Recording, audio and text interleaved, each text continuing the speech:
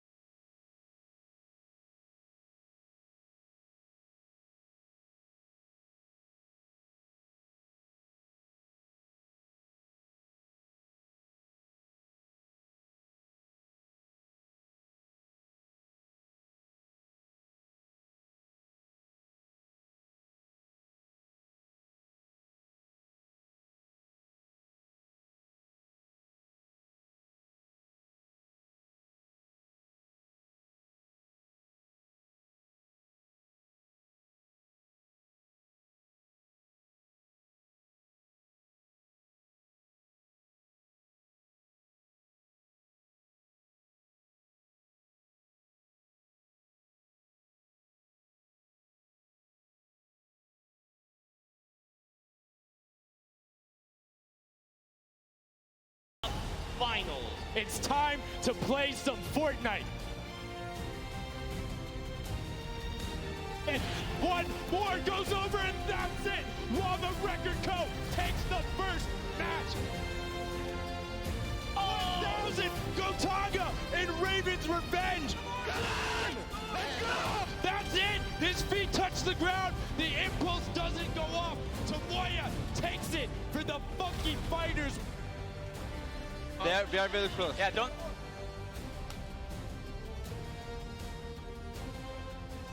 The Chicken Champions have done enough to round out the final match.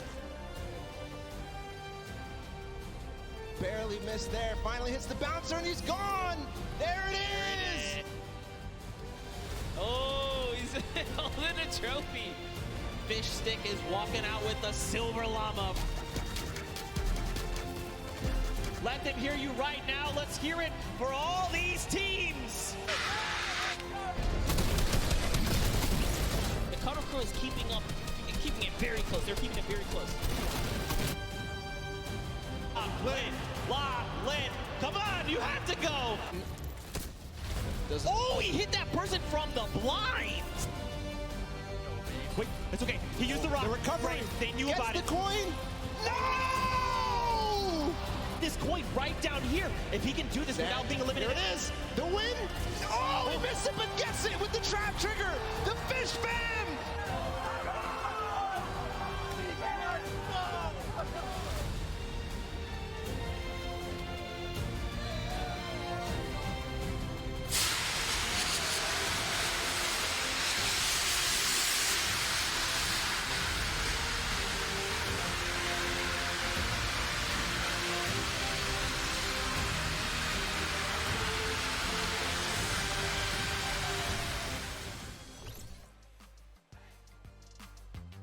Okay, hey guys, I'm Bloom Falconer. I'm from the South Bay in California. My city is called Redondo Beach. Hello, my name is Arkham and I am from California. I'm really excited to come here because the Fortnite World Cup is a great opportunity to show like you have all the best players around the whole world, so I want to see if I can prove myself to be the best or not. I think our competition is probably, the biggest one is probably ourselves. Yeah, other than that, probably Cease and Elevate. Yeah. They're really good. Yeah, they're pretty nuts. Yeah. I think the biggest moment I had was finding Arkham as a duo partner, actually. It wasn't anything that really happened in-game. I went through a rough patch. I didn't have a duo. I ended up like not working out with my previous duo, and I was kind of nervous because World Cup was coming up, and I ended up finding Arkham, and we played a few games, and we knew it was clicking, so. Oh, shoot. Holy. All right, I would just like to thank my family and friends for supporting me all the time. I really want to shout out the boys back home. Thank you so much for all the support. My family too, especially. And we're really excited to be here at the Fortnite World Cup.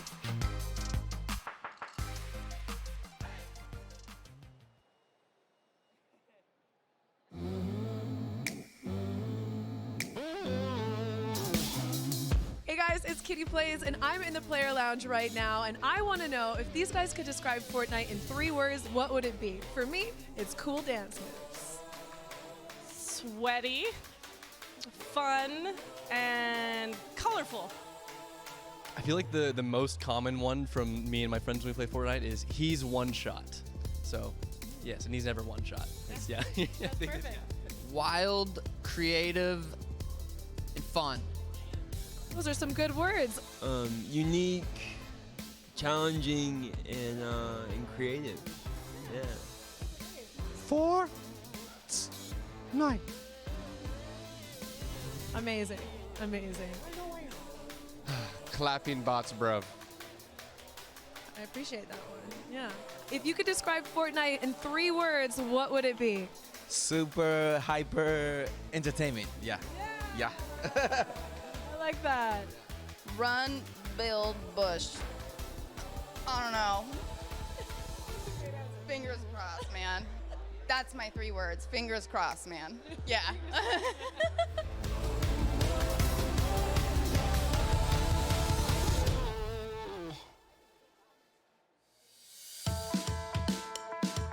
My name is Aiden. I'm from Ohio, and I'm a professional Fortnite player for Ghost.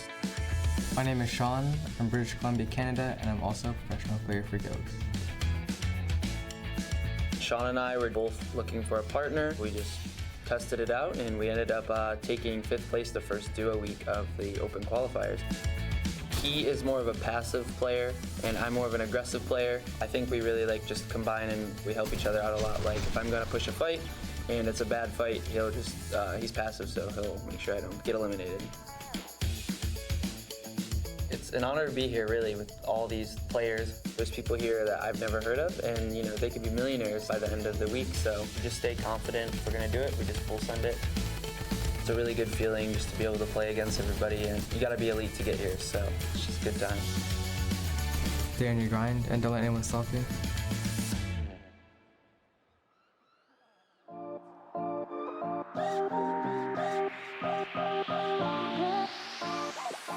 I am here at Obs Island. I have taken over. This is where our observers are. So the guys in game that are following all of the players around, getting their perspectives. And I am joined by one of our observers here. Tell me a little bit about yourself. Who are you? What are you doing? What's your job? Sure, yeah, my name's Teko. I'm one of the head observers here, so we like to capture the in-game portion as well as we can, and we really want to make sure that we're showing off the game correctly. So we have to organize the teams properly, and then my job specifically is to make sure we're covering the action that we really want to see. Makes sense. A huge fan experience that you are essentially having to capture with all of these screens here. It can get a little bit hectic here, I've heard. How do you guys keep calm?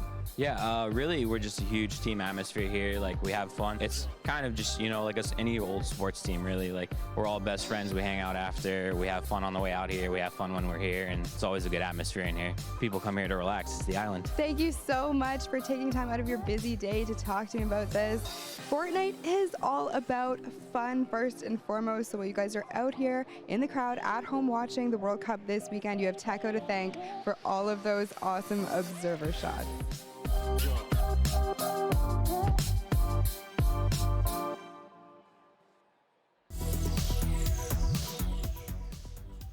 I'm Kat and I'm from Australia. I think Salty is definitely by far my favorite drop spot since it's a lot of loot and it's central of the map, so it's easy to rotate. Right now my biggest competition is definitely my duo partner Soz. He's also competing in the Soz competition. Wow, it's it's definitely heavy, but yeah. Wow, it actually looks really cool. Can't wait to see you at the Fortnite World Cup.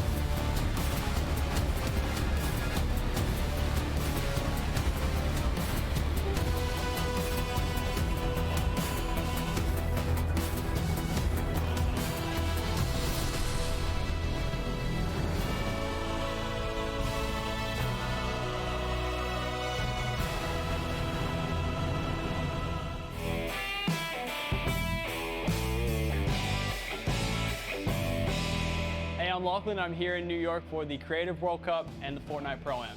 The Creative World Cup is a lot of fun and actually very excited for the Fortnite Pro-Am with Liam McIntyre. So I actually met Liam at the Pro-Am last year. He was Muzok's partner. Super cool dude, down to play some games, looking forward to it. We haven't had any time in to play together yet, but I think it'll be fine. So the charity I've chosen is the Logan Pediatric Hospital, and this is like a local hospital back home in Queensland where I'm from. My brother broke both his arms, had to spend like 2 weeks there back in the day, so just trying to get back to the local area. My favorite weapon right now in the current meta, probably leaning towards the combat shotgun or the pump. I switch between both of those. Probably going to lean more towards the combat for the Pro-Am, but with the recent nerf, maybe the pump, I'll see. It depends if I'm taking long range or close range fights. Probably more long range because I'm playing a bit more safe today. So for the last Pro-Am in LA, I actually dressed up as my codename Elf skin. Unfortunately this time, won't be looking as cool. I got a nice little kit from the whole team. We got all of our flags on one side from each country that we're from, and of course the Creative World Cup logo and our names on the back. Because you know what they say, you look good, you play great.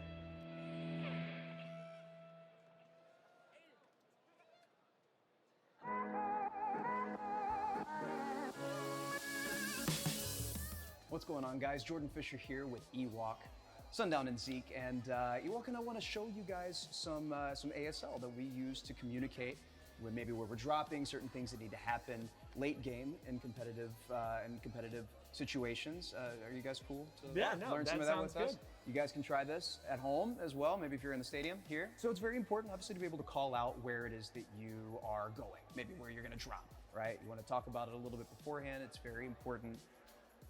It's really simple, actually. You're gonna have the letter that you, like the beginning of it, maybe it's Salty Springs, right? You're just gonna have Salty an S Springs, and okay. then show what it is on the other side, right? Gotcha. There's a handful of them. You can do Lucky Landing, Landing. right? You do Paradise Palms. Paradise Palms. Those are some general POIs, right, that are very important.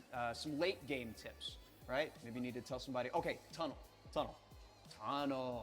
Tunneling, gotcha. So you like make a tunnel. You with your literally hands. just make a tunnel with your hands. It's that simple. It's right here, right? This last one is interesting. I don't really know how to explain it per se, but we're just gonna show you, and it's this right here.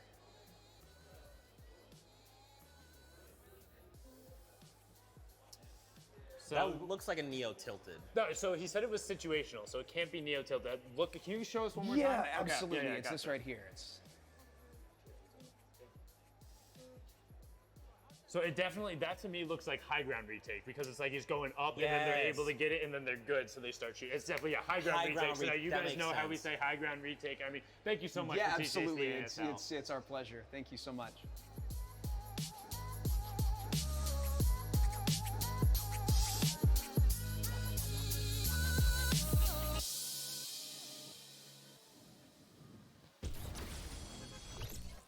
Ladies and gentlemen, boys and girls, Jonesies, Bonesies, and everyone in between, welcome back. We are now into the Pro-Am pre-show. In just a little bit, you are going to see 100 of the top Fortnite players and celebrities battling it out on the Battle Royale Island.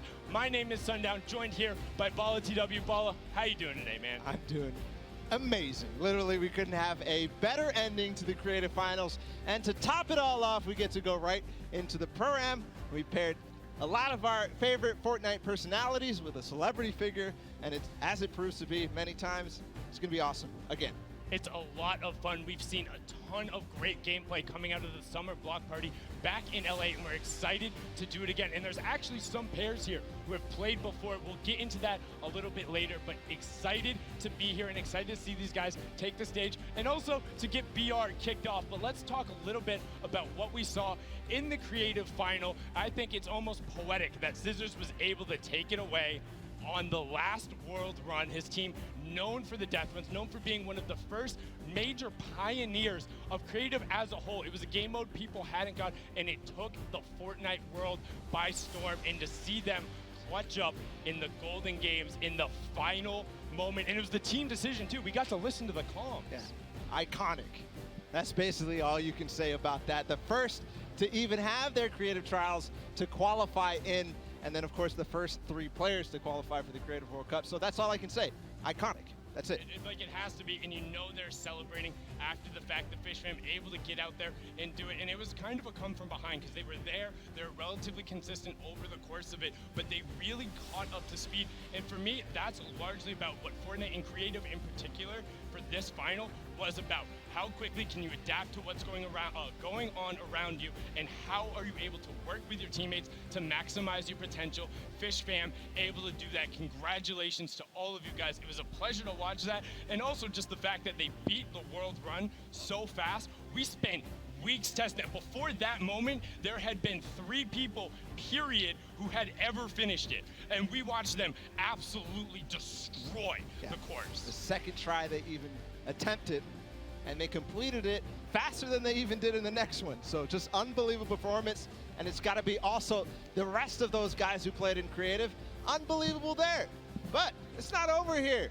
We've got the Pro-Am coming up. We're here at the Fan Festival. People are hanging out. People are having a good time. People are hanging out, having a good time, and filtering inside as well. The players are getting ready. We're almost to the point where we're ready to go, but we still need to talk about what's up for grabs here in the Pro-Am. $3 million on the line, but per usual, all going to charity for a good cause, for some fun. Actually got to go up to the Players Lounge, talk to some of the guys, and they're incredibly happy to just be here, meet the other players, have the positive interactions all around gaming. It's about those shared experiences, getting out there with your friends, interacting, having the time, whether it's on BR, in real life, whatever you need to do. That's what video games are all about. Yep, that's what it is all about, and I've seen actually a number of World Cup qualified players who are going to be playing tomorrow and on Sunday, just hanging around, doing some, fan meets, doing some signings, all sorts of stuff, and just overall having a good time watching the games, playing in the Fan Festival. I mean, you need to get used to this environment. If you haven't been down here, if you have a ticket, come on down, come hang out, check those out, because there is so much going on, so many people to talk to. The players are around here, we're hanging out, and also don't forget, if you're at home, you can tune in and join the fun. You can use the hashtag Fortnite World Cup. You can go to Fortnite.com/watch. There is so many ways for you to get involved and just be a part of this. This entire thing is a spectacle. It's more than just the Battle Royale and the stuff that's playing, and it's about these players and celebrating the awesome stuff that they do. The interactions, whether online or in person, are amazing. I haven't yet gotten a chance to take a look at that hashtag after that Creative World Cup, after Sand hit that jump.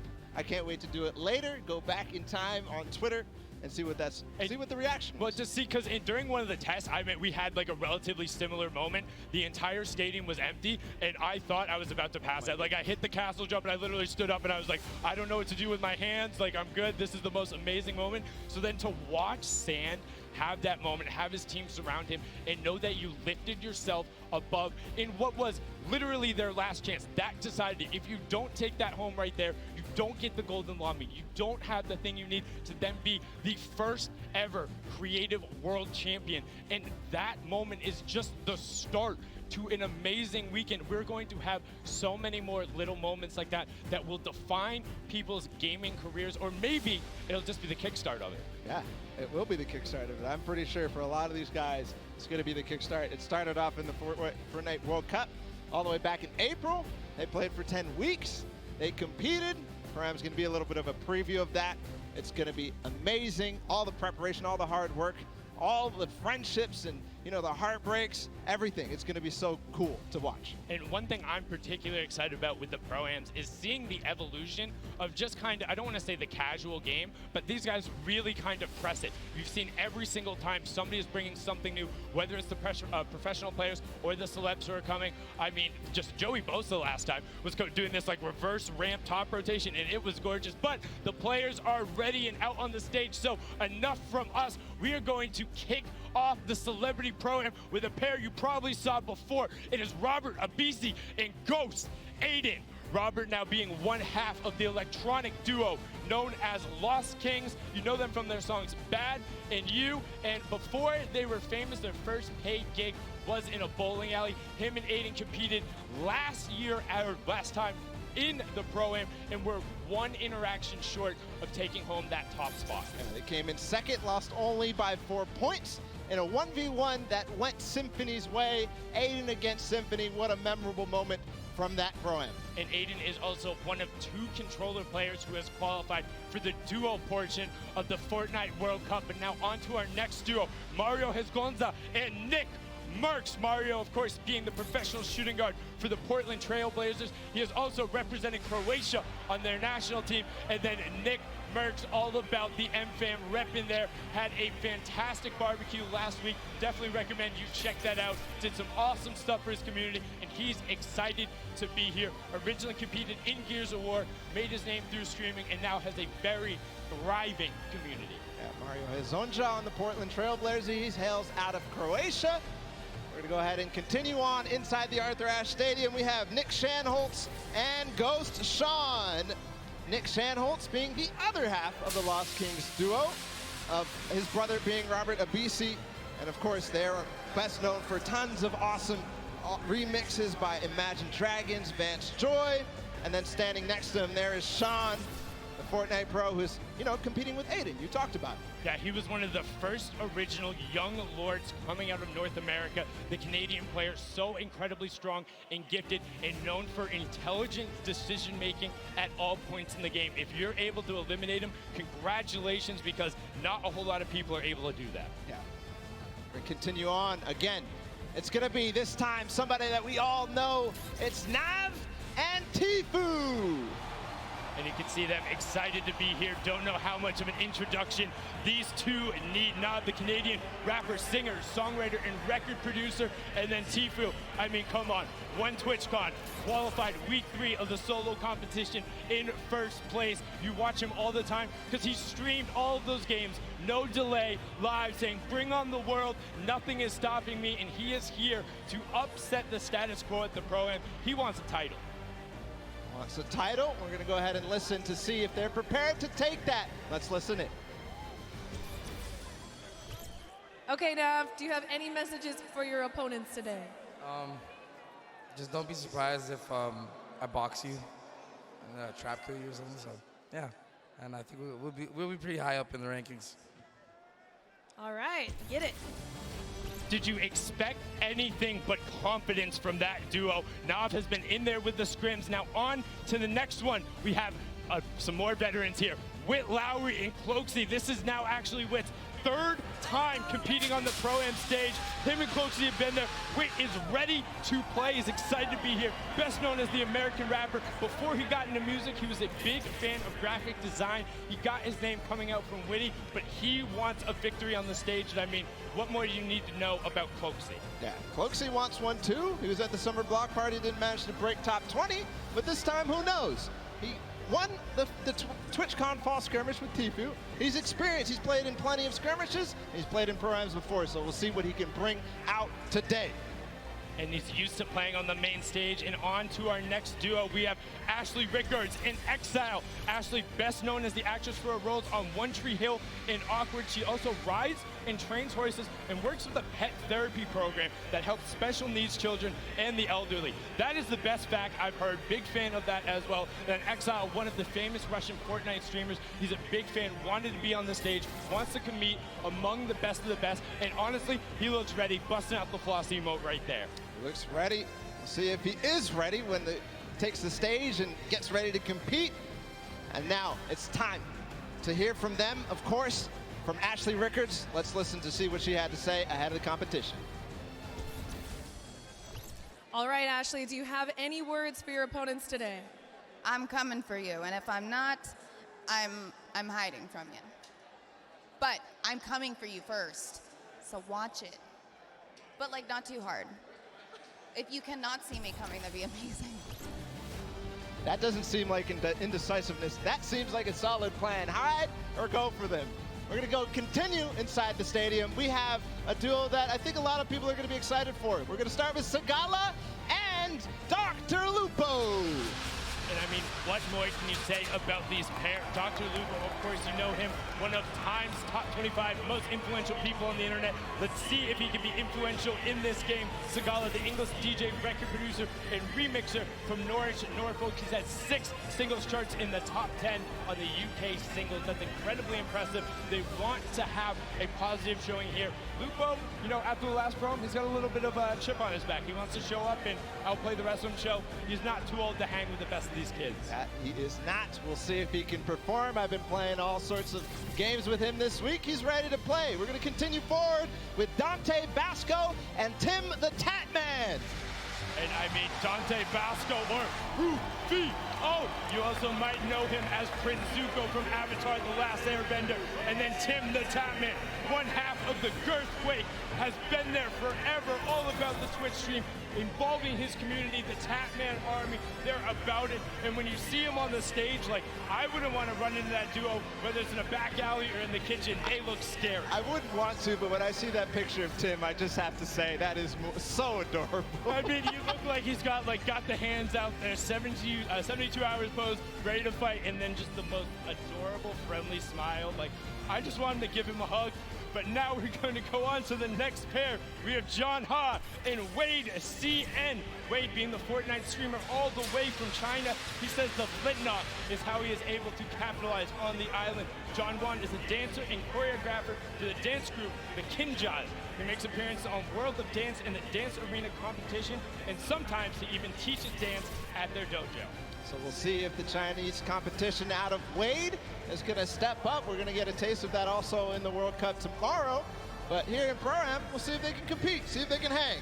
And I'm all about the flintlock plays, man. If you're bringing that out and you're going at people, I've seen some ridiculous clips that he's pulled out with it, but some more players who are capable of ridiculous clips, whether it's on the basketball court or on the Fortnite island. It is Aaron Gordon and Ali A. Ali A being one of the original Fortnite content creators. In July of 2015, he was awarded 2 Guinness World Records for his gaming channel. And then Aaron Gordon, the American professional basketball player for the Orlando Magic. He plays as both a power forward and a small forward. And as you can tell, he's not that small. He's 6'9" out there, looking to tower over and dunk on the competition. And we've seen him do it so many times in the dunk competitions.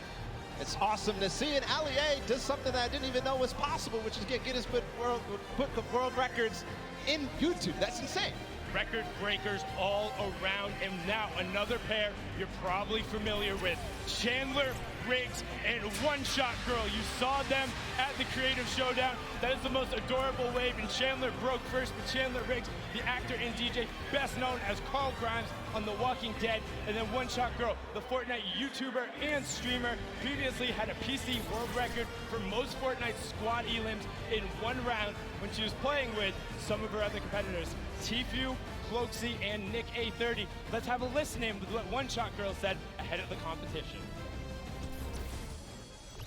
All right, Julie, do you have any messages for the other opponents? I do. I have the best teammate, Chandler Riggs. Our communication, our teamwork is on point, and we are coming for every single person in the lobby. So we will see you guys out there. You love to see it from One Shot Girl. Awesome there. We're going to continue forward to introduce our next pair. It's going to be Sarunas Jackson and Action Jackson. So a Jackson pair. The Jackson duo there. Also, big congratulations to Action Jackson, just going full time there with this stream. Paul, you're well on your way. And Sarunas Jackson is an actor and writer who you might recognize from HBO series Insecure. He has also played professional basketball in Asia, so you know what? He might be able to dunk on him too. That he might. The Jackson 2. See if they'll show up here today at the Pro-Am. Of course, such an awesome duo. See if there's action ahead for them. We're going to continue forward. Freddie Stroma and Yoshi.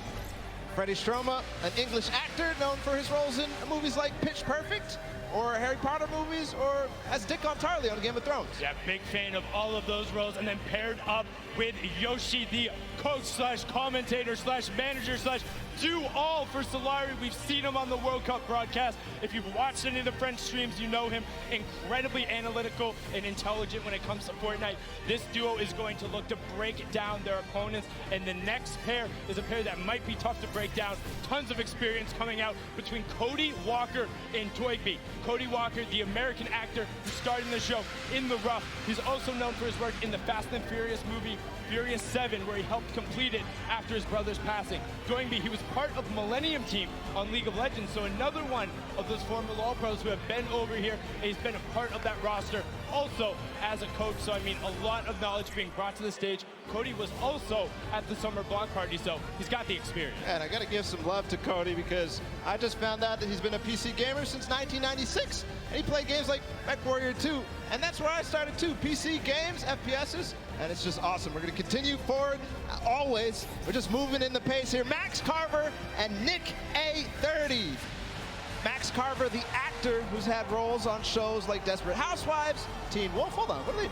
Oh, little flex from Nick A30 and Max Carver. They're ready to play. They're getting exercise even. They're getting their body flowing, their blood flowing. Excuse me, did you say Little Flex? Did you see Nick's arms? He's got guns! Yeah, you better have a permit or something. I don't know who let you loot before, but like, you have to get on the battle bus. Like, you're not allowed to walk around with two legendary ARs like that. And then Max Carver on the side, like you said, Desperate Housewives, Team Wolf, The Leftovers, and he actually has an identical twin brother who stars in many of the roles.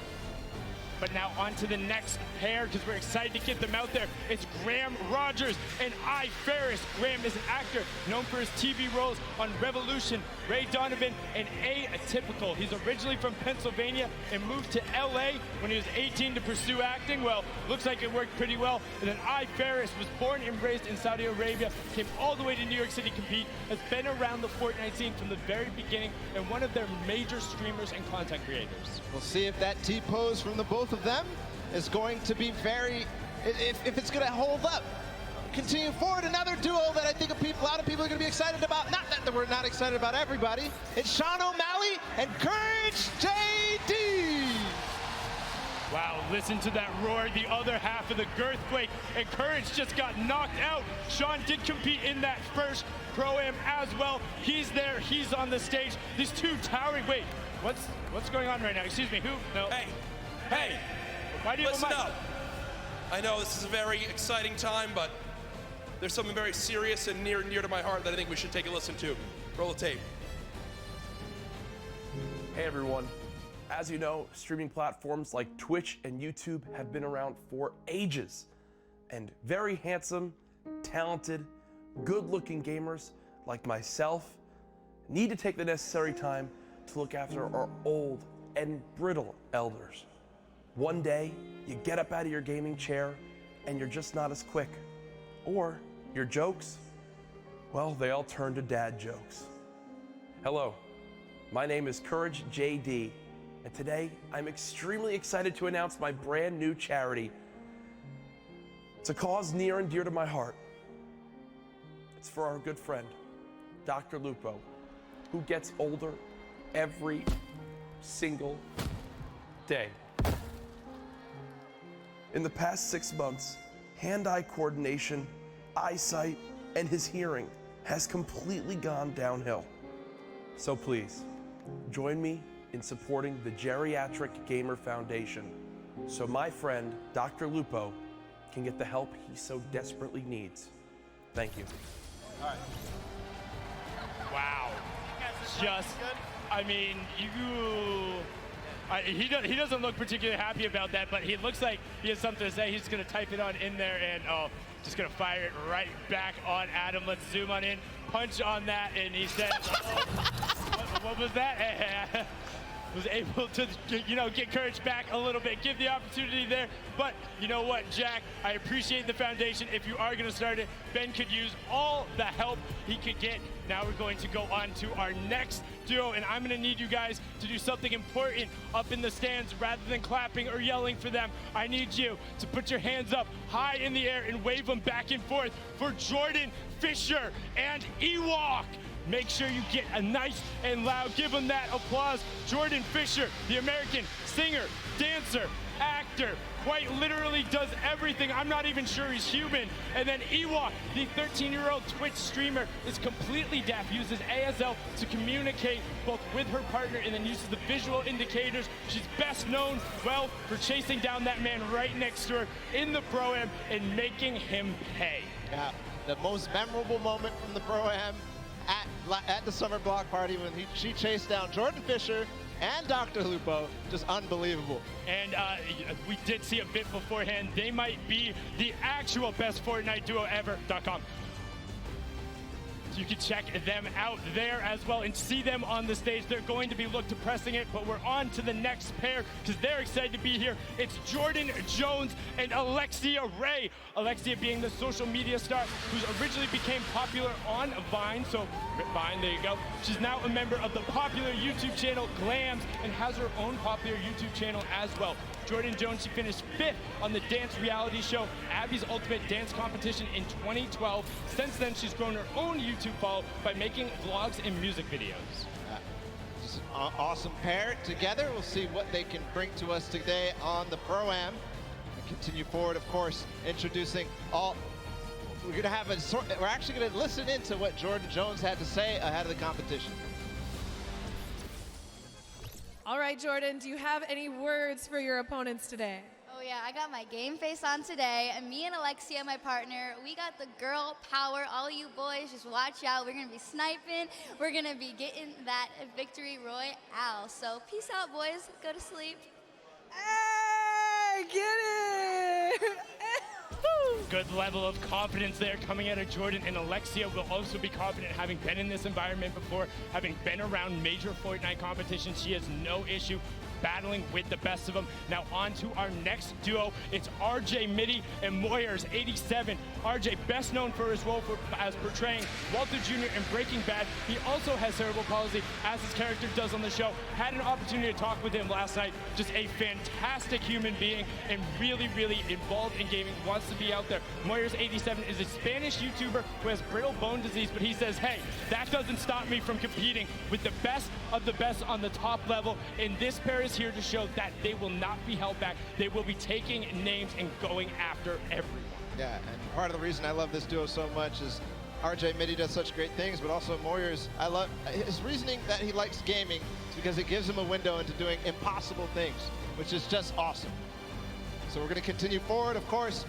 It's Oak King and Sinu, who traveled all the way out from South Korea. There they are, and they're known for this. Sinu, one of the players who played at the World Cup, or the Open, the Korea Open. Are you watching that? That was the sickest intro I think I've ever seen. One, props to the cameraman too. Props to Sino as well. One of the players who came over and traveled out of the Asia region to compete in NA West and came so close to qualifying a number of times. People were looking like, wait, who are these? Why are they on the scoreboard? Who is this? And he was taking names, and now he's here to compete on the main stage. On to our next duo, we have Dead Drevel and Oscar Lot. Dead Drevel is the Mexican YouTuber who currently lives in Chicago.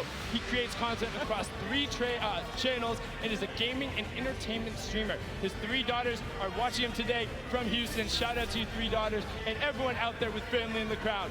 Oscar Lord is an Argentinian YouTuber who plays Fortnite and recently started getting into his own music, trying to sing, and has found a lot of success and help there. And on to our next duo. We have VogueKio and Jelty. VogueKio is a YouTube vlogger, gamer, and sketch comedian. He's been nominated for a number of awards for his channel. As this year, one of them was the top 10 Mexican YouTubers. And then Jelty, a Mexican competitive player that came so close to qualifying. That's also his little cheeky face reveal there. Got to talk to him last night. He was just like, hey, I'm happy to be on zero ping. Nobody is stopping me now. Yeah, Jelty had an incredible rise throughout the World Cup qualifiers. You touched on it a little bit, but a strong performer all the way through. He plays Fortnite every day, he says, so who knows? Maybe he'll win a lot of money for his charity of choice. I think he has the potential to do it. He's one of the most aggressive players there. And now on to our next duo. We have Greer Gamer and the Slayer 360.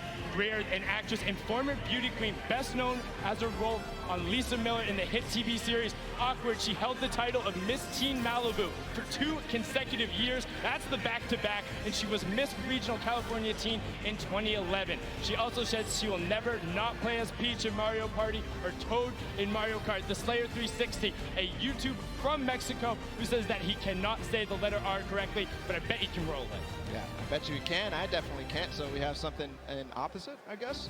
We're going to continue forward, of course. Zorman and Jared Abramson are joining us on the floor.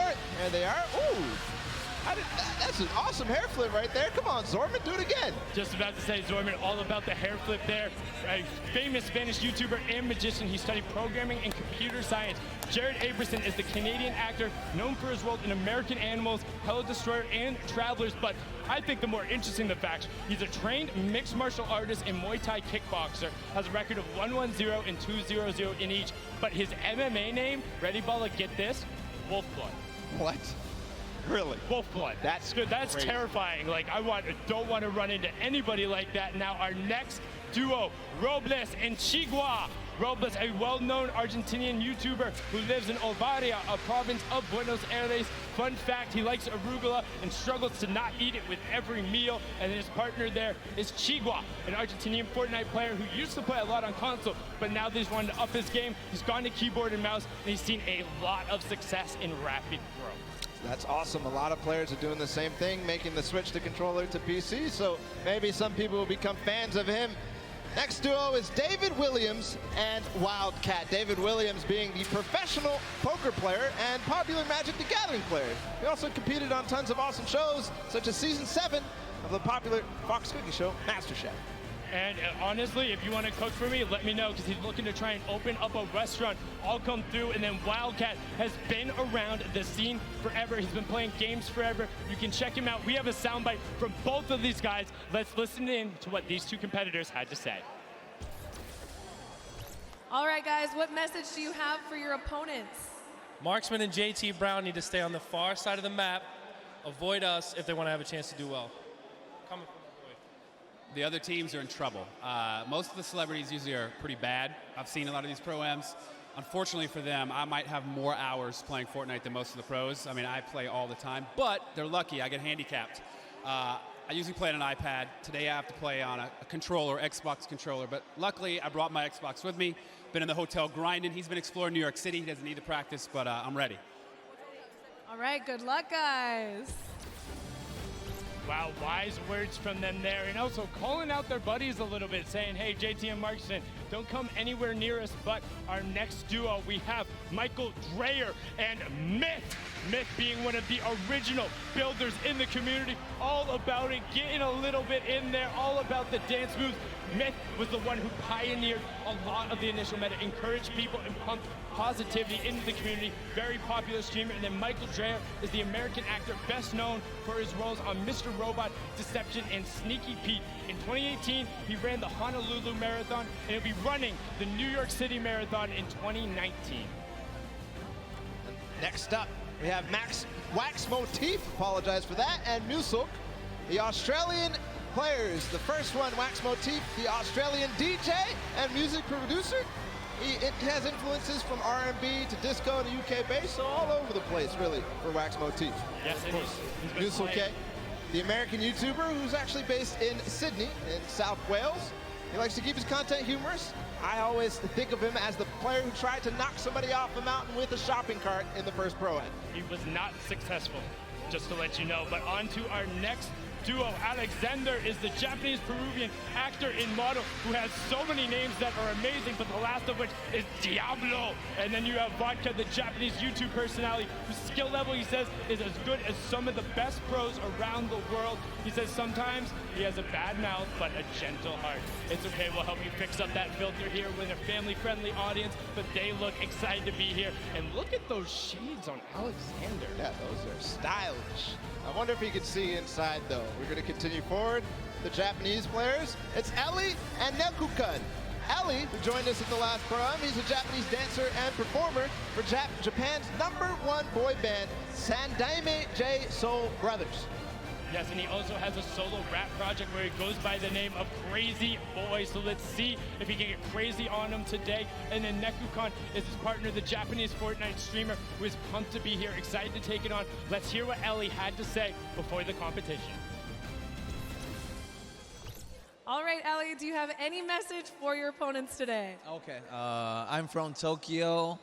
Watch out for Crazy Boy. Sayonara. Bang. Like we said, got to watch out for the Crazy Boy. He's on a mission, wants to make it happen. Now our next pair is Claire Grant and Jacob. Claire Grant is the American actress, model, and producer who co-founded Team Unicorn, which has made a web series and music video parodies, including Geek and Gamer Girls and All About That Bass. Fun fact, she says her burps have been known to rattle windows. Hey, we got that in common. And then Jacob is a YouTube personality all the way from Poland, here to play some Fortnite, tear up the stage, and he says he wants to win some money for charity, but he's also just looking to have a good time. And that he will have for sure. I'm absolutely amazed by that. We're going to continue forward. It's Business Boy and Frizz. Frizz, another Polish streamer who, you know, he enjoys Fortnite. He and his, look at that pink hair. It's awesome. His girlfriend has some as well, so awesome duo there. We'll see if this duo, though, of Business Boy and Frizz can do anything on the stage. Business Boy, the music producer who has worked with artists like Lil Nas X, Party Next Door. He's extremely athletic, as you can tell. We'll see if he can do anything with that athleticism on the stage. Yes, and he has been called the basketball Dre before, and now just after them, we have Symphony and Vinny Pergola. Vinny Pergola being one half of the Phantoms duo who's competing today. He was also an actor turned DJs. You might recognize him from shows like That's So Raven, The Bernie Mac Show, and Misbehave. Now Symphony looking fantastic today. Definitely showered, got the gel in his hair. All about the streams, the content, and the fast edits. Originally known as the best editor in the West, he pioneered some of those quick resets and go, making people look foolish. Yeah, still did it through the entire time in the summer skirmish. Gonna continue through Kyle Catlin from the Phantoms as well. And you heard Sundown say his brother was a teen actor. He was also a teen actor. He played on shows just like the Bernie Mac Show, which we already talked about, and 10 Things I Hate About You. And they became the duo that you know them about. It's the Phantoms. Moving forward as well, his duo partner, Kay. We just saw him perform in the Creative World Cup. And he's a British YouTuber, Twitch streamer, org owner, all this sorts of stuff. Is also known for the meme, you know it. That's insane, bro. That's crazy. That's crazy, bro. But now our next duo, all the way from down under, trying to prove they're here for you. It will not be easy, but they're hoping that one day they will find peace on the Battle Royale island. Alice in Wonderland is the Australian electronic dance music producer. She has been best known for, well, her most recently, her single, Peace, her album, Run, and so many amazing things. She sings, plays the cello, and is also just a genuine human being. Likes to stress that it's all about positive mental health and being there for the other person. Loser Fruit, a very popular Australian streamer, part of the Click House, which includes multiple of Australian content creators, and she was the first Australian Twitch streamer to hit 1 million followers. And fun fact, she can do a perfect cartwheel. That's amazing for Loser Fruit there. On the floor still, they're going to grace us with their presence. It's Desmond Chiam and Mr. Fresh Asian And we have a lot to say about Mr. Fresh Asian because he's somebody that participated in almost all the World Cup qualifiers and had just a fun time doing it and really plays highly in some of them too. Yes, and he was streaming it the entire time. Got a chance to talk with Desmond last night, the actor, writer, known for the Shannara Chronicles, Magic Camp, and NCIS Los Angeles. He also breakdances under the alias B-Boy Desmond. And back in the day, he used to min-max on EverQuest. We talked about min-maxing earlier in min... Whoa.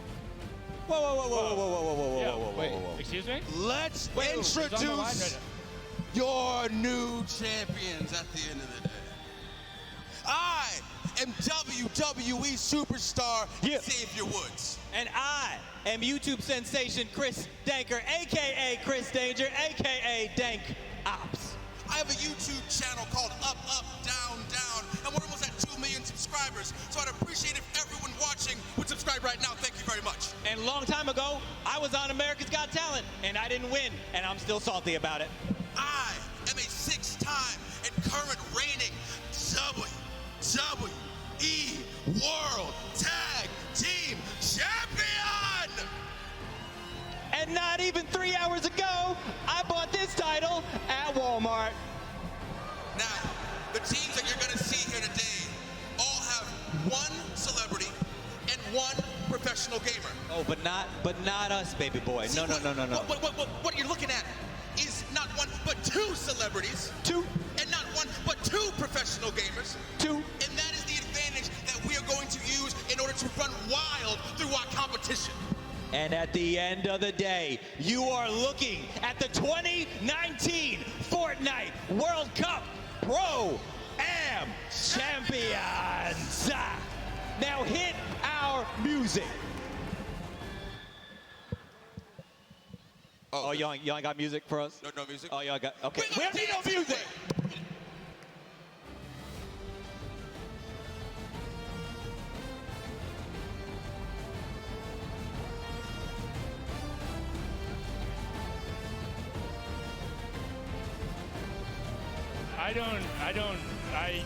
You know what, Xavier? Thank you so much. It seems to now be a tradition. The first Pro-Am, he walked in with CDN the third on his shoulders. The second one, he crowned himself king before the competition, and now he just hops on the line, grabs a microphone, and declares themselves the champs with belts. And also, the disparity between those belts is moderately hilarious. It is hilarious. And for the next time, can we get them some music, please? Yeah, I was just about to say that. Definitely, we need the music, because if Xavier's going to be up there, like, you don't even see anything happening. But he had, that was a lot going on. But enough of the interruption. We need to get into the last 5th of the players. It's Liam McIntyre and Lachlan. Lachlan, of course, being the Australian gamer known for posting Fortnite and Minecraft-related content on his self-titled channel, which has earned more than 12 million subscribers, has been around the scene from the beginning, played in the creative before this. Then Liam McIntyre, the Australian actor, best known for playing the lead in 2 of the Spartacus series. He has also appeared in Legend of Hercules, The Flash, Gears of War 4, and Pulse, amongst many other roles. And fun fact, he's never tasted Coca-Cola. Well, you're not messing a whole lot there. Continue forward. It's Pai Tamben Joga and Detonator out of Brazil. Pai Tamben Joga is the Brazilian YouTuber. He told us he actually only played Battle Royale, and he won his very first match. But then, wait, what is that beard? Is amazing. You're looking at the beard. I'm looking at the Brazilian national team, like almost Fighter Lord Detonator, having none of it. They are. You know what? I just want to hear what Detonator has to say, because that is incredible. Everything about that is amazing, and please tell us more. All right, Detonator, what is some trash talk you have for your opponents? If you are my opponent, you'll be eliminated. Don't cross me. Don't do this, because you'll be eliminated by the power of the heavy metal from Detonator.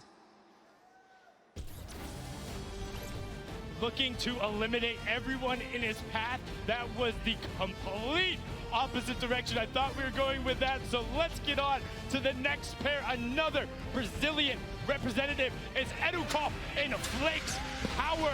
Edukov, a 28-year-old Brazilian YouTuber, recently moved to the U.S. to improve his English and currently lives in Florida. On top of his hyper-successful daily vlog showing his day-to-day activity, he streams games like Fortnite and Minecraft. And then Flakes Power, content creator who also came from Brazil, has played in a number of big competitions, has been around, and he knows his way around the competitive community. Moving on forward, it's Kawamura and Kalango.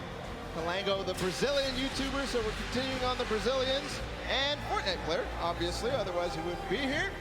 He's only been a pro Fortnite player for 4 months, but he says he's somebody to look out for. Yes, and then Kawamura is the businessman, podcaster, and musician who's been creating content for almost 10 years and recently just did his own talk show. Just after them, we have PC Siqueira in 7. PC Siqueira is the Brazilian YouTuber, presenter, and comic book colorist. He makes a lot of content for the TV and online, and he has a famous chihuahua, and his name is Luna. And now after that, you have 7, the Latin American YouTuber who looks pumped to be here. Unfortunately, I don't know if you're gonna need that crutch, but oh, his back hurts? Oh, okay, gotcha, it's an old joke. Dr. Lupo, maybe you got that, but it was a little over my head. But you can see 7 looking to rep, excited to be here. I've seen they've been putting time in the practice room, so they're taking this seriously. And gracing us on the floor with their presence, it's Jeremy Ray Taylor and Slavo Man. Jeremy Ray Taylor, the American actor, known for his role as Ben Hanscom in Stephen King's It, and as Sonny in the film Goosebumps 2. I absolutely loved him in It. Plays a fantastic character. Will be back as well. And then you have Slogo Man. They're an English content creator who makes gaming videos and posts real-life videos such as challenges and QAs. As a kid, he hated slugs, so he made his name Slogo Man, all about it. He calls his fans the Slugs, Slogo Army, and Sloganators. And he has a big interest in psychology and played rugby in college. And the guys that Wildcat warned to stay on the edge of the map, it's JT Brown, and I'm Marksman. I'm Marksman, one of the players who has been around the competitive scene, playing a number of skirmishes, but opting to, do some stuff at the Pro-Am here. And now this is JT Brown's 3rd Pro-Am. The pro NHL player is looking to make waves. He's become a big Twitch streamer and being involved in the community, and he gets a lot of the other NHL guys involved and has done a great thing with his organization as well, bringing athletes into the world of competitive gaming. They are a pair to look out for because Marksman has competed on basically every level of the game, and he knows how to pull out some tricky plays. Speaking of tricky plays, another duo that's experienced both at the Pro-Am and the competitive scene, it's Mackenzie Borg and Fear Itself. Yes, Mackenzie Boyd is the American singer-songwriter originally from Lafayette, Louisiana. He competed in the last Creative Showdown on the Chicken Champions, had amazing plays, also known for his songs Roses and Little Half Moon, competed on American Idol. Fear Itself, the former retired professional Halo player, somebody I grew up watching and seeing like, wow, competing on that main stage, has played on teams like Final Boss. He named himself after Franklin Delano Roosevelt's speech because he thought it sounded cool. Now on to our next duo, Bala. It's Joey Fatone, an expert thief. Joey Fatone, a lot of people. He's the American singer, dancer, actor, and television personality, best known as the member of the classic boy band NSYNC. 2007, he came in 2nd place on the ABC reality show Dancing with the Stars. Joey says he loves VR games and plays them with people all over the world at 3 a.m., but let me tell you here, this ain't a VR game, and it ain't 3 a.m. No, but he has great footwork. An expert thief, the YouTube gamer and rapper who does gaming commentaries. His adopted name is Kevin, while his birth name is Dante, with the latter being his stage name. He's been creating content for 13 years, doing vlogs, skits, and more. And we had an opportunity to catch up with him and hear what he had to say before they took the stage. All right, expert thief, do you have a message for your opponents today? All I'm gonna say is watch your back, because I'm gonna be right behind you, and I know how you build, and I know how you play. I've been studying, okay? And I'm really sneaky. That's all I'm gonna say. All right? This is especially to you, Tifu.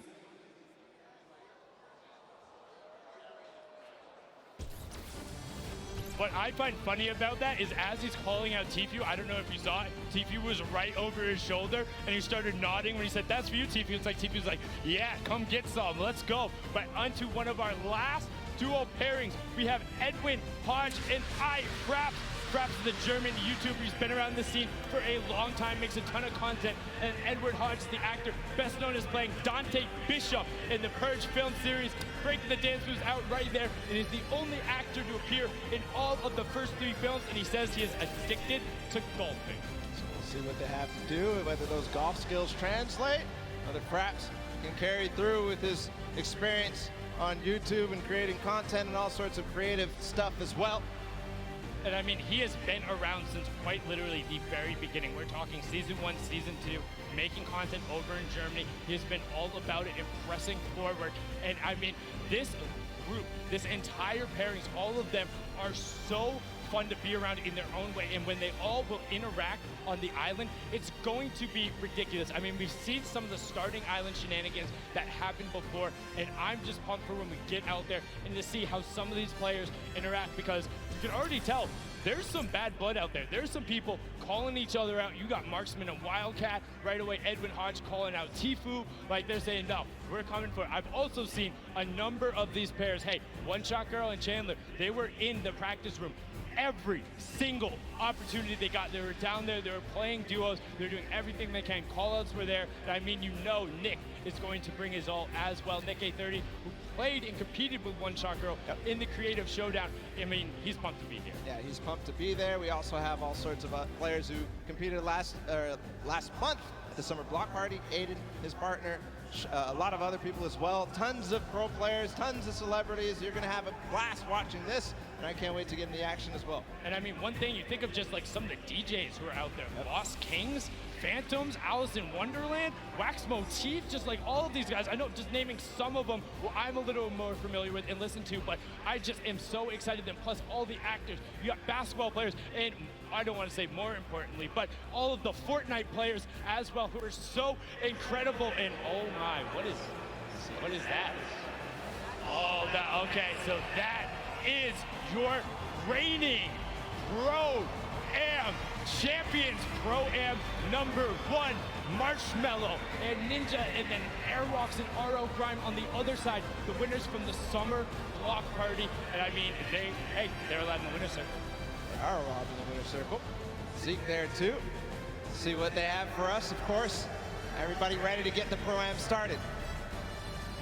They're ready to get it started, but not without these 2 marquee pairs. And just listen to the crowd. They're excited to be there. They're ready to play. These are people who are at the top of their game. Airrocks qualified for the World Cup. RL Crime is out there. Ninja and Marshmallow, the original pop-off pair when they're able to take the first Pro-Am.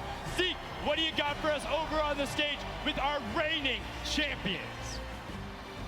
Gentlemen, Fortnite fans around the world, we couldn't do this without our reigning Pro-Am champions.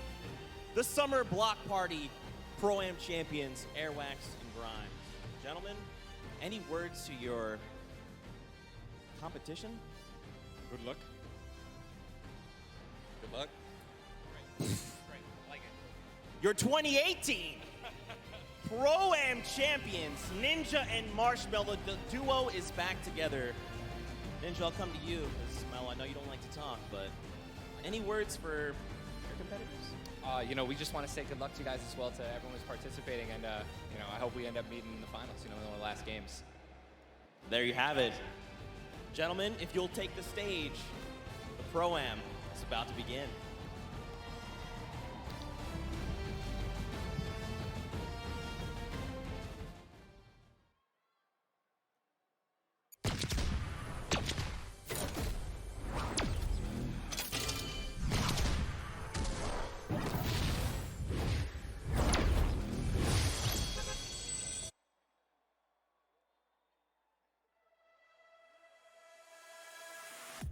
I'm coming for you. They're going down.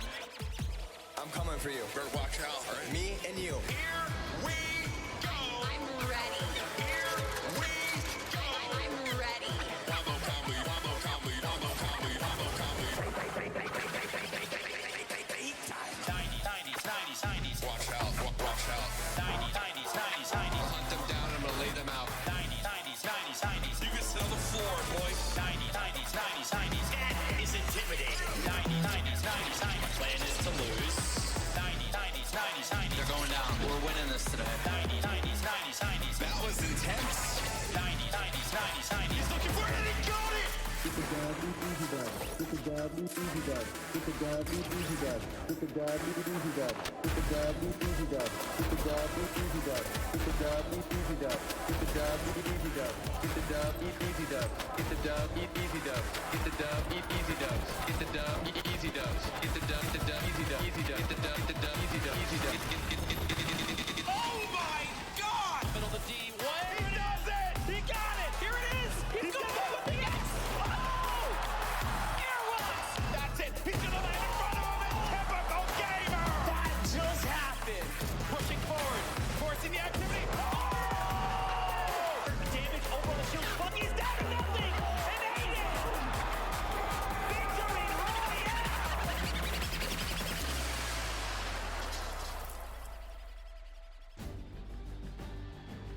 Ladies and gentlemen, welcome to the Fortnite Pro-Am Part 3. I'm Golden Boy alongside with Monster D-Phase here, the Boricua boys back in our hometown of New York City. And we couldn't be more excited to call the action here today because it's going to be a good one. The players loaded up on the stage. Monster, I think we're going to be in for a banger today. Yes, we are. A banger like that track. Mike Realm just dropped some beats on us. That was so fire. Yeah, it was pretty good. I mean, little warm for me. Good thing I had some pancakes standing by, you know? We got all kinds of stuff ready for you guys today, that's for sure. I've known Xavier Woods for a very long time, and I've always asked him, where do you keep getting these pancakes from? So I finally decided to steal some for myself. They're going to go bad eventually, but might as well. Have a stack of pancakes. Yep. You're my friend. And we got them here, and we're ready. So just like that. Well, let's go through the format and see how this whole thing's going to work. Get you guys up to speed in case you're joining us for the first time. This is how it all plays out. When you hit 15th place, you get yourself 3 points. When you get to 10th place, you get 2 additional points, making it 5 points total.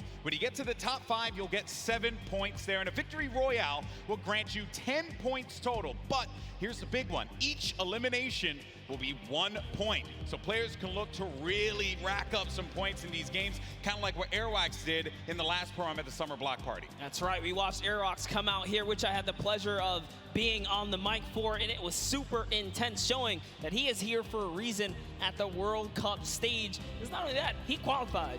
That's right. He qualified. His talent is something that we all have to take note of. He certainly is going to be one of those players that we look at on that stage and you think is going to be a threat to each and every one of the duos that are going to be in that island. But you got some formidable threats out there as well. You know the crowd, they cheer for Tfue, they cheer for Aiden, Cloaksy as well. There's some great players that are going to be out there. And to top it off, they got some great duos to support them as well. And that's going to be the difference maker here, Monster. That's because right. Every time we do one of these pro-ams, it's always about that duo partner, right? Yeah. Like, how do they complement their teammate? Exactly, and with that, is it going to be enough? Because they're fighting for a lot of prize here. So we're going to jump into that and see if that duo can carry you all the way through. That's right. The money that they're going to be playing for here today is for charity. Keep that in mind. So let's take a look here. First place is going to get $1 million toward the charity of their choice. Second through 50th, everyone's going to get money, okay? And no one's going to walk away empty-handed here. 500 grand for second place. So the difference between first and second is $500,000 going to charity. That's huge stuff. Fortnite constantly giving back to the community. And here's the deal. The reality of it all is that we could very well see, given how this format works, a new champion. There could be a new duo that is going to be walking on that winner circle. It may not be Marshmallow, it may not be Ninja. 2018, Fortnite was played in a very different way. That's right. And then Airwax with that dominating performance last time. One has to wonder, Monster, could he repeat that again? Look at the people out there in the crowd chilling out, having a good time. They don't want to be seen on camera. I respect that. Wave. I feel bad. See us on you. I feel bad because I know a lot of people don't want to see me on camera. Because their shirt's probably, killing your eyes right now. No, don't worry. Both of our clothes are just screaming out. I look good. Here. My mama told me I look good. She's in the house, so I figured I'd do that there. Have fun with it, right? Why not? We're going to get started with the game here in a little bit, folks. And we're obviously looking forward to seeing these players take the stage. But before we do that, we actually have Aiden standing by with his duo. Pookie, what you got for me? Thank you so much, GB. I can assure you, you guys both look great. I can see you from all the way over here, but I am joined by Aiden and Robert Avesey from Lost Kings. They came in second place at the Summer Pro-Am, so you can bet they are here to take first place today. Have you two practiced at all? Yeah, we talk a lot, so we have a good idea what we're going to do. And especially playing in the last one, we're familiar with each other, which I think helps a lot. Yeah, definitely. Having that team synergy definitely helps. Now, Aiden, you are no stranger to playing in LAN environments, but this one's a little bit different. Who do you have with you here today? I have my mom and my dad, my girlfriend, and my 5 mods. I hear him screaming back there. I love you guys. That's incredible. You have such an amazing support system now. You guys are playing for charity. This is a massive event. Do you want to talk a little bit about that? Yeah, it's an honor to be here, and the fact that Epic Games provides everybody with the opportunity to play, and for charity and just make money for themselves, it's crazy. So yeah, I'm honored to be playing for Wounded Warriors, and I'm just gonna enjoy this moment. It's great. Perfect. Thank you so much. And just one more for you. Now, you are a DJ duo. Is your counterpart at home watching right now, or is he here? He's playing. So my duo partner's playing with his duo partner for the World Cup tomorrow, so we're about to take over. Interesting how that worked out, isn't it? Yeah, it may have been set up. May have been, definitely. Well, good luck today, guys. I will definitely be rooting for you. GB and Monster, back to you at the desk. Always a pleasure to hear from him. I remember meeting Robert Abisi last Pro-Am, and he was so into it. He said, I just want to go home now and just practice. And we talk about picks to win. And second place last summer block party at that Pro-Am, as we had mentioned, was Aiden and Robert Abisi. You know what? I'm going to make a bold proclamation here, Monster. I think they're going to take it. I think Aiden and Robert Abisi are going to take this year's Pro-Am. Well, I'm going to have to, stagger that and bring back, I don't know, maybe an old rivalry, because this time, we have Nick Merckx here. How about I put my money on Nick Merckx, and you put your money on Aiden if you want to do that? Okay, interesting stuff, interesting stuff. Well, one player here that everyone obviously wants to see succeed is Tfue. We actually had an opportunity to get some words from him. Let's check it out.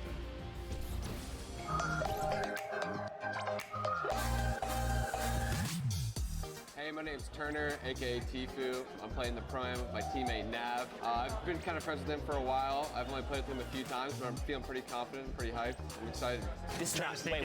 Trying to stake him in. Can you get him to drop it? What is that angle? Basically, we're just gonna try to take down everyone we can. We're gonna play really aggressive throughout the whole thing, looking for the weaker players, I guess you could say. The biggest threat is probably, once again, Cloaksy. I said this last Pro-Am. He's really the only big threat that I see here. Airwalks, that guy's a bot. Ninja, he's a bot. Cloaksy's aight, but me and Nav are gonna stomp them all, so.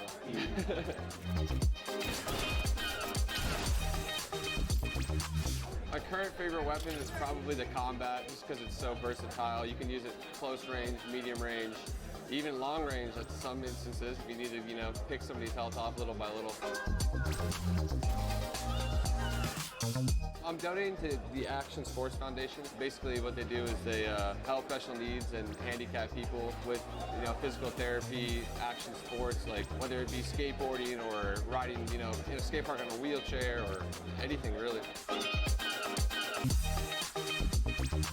My experience in New York so far has been pretty dope. I haven't really met too many people yet, but I'm excited to meet all the people coming from different countries, even people that just came up on the scene that are new that I became friends with over the past few months. So pretty excited to meet all of them, have a good time. Other than that, I'm ready.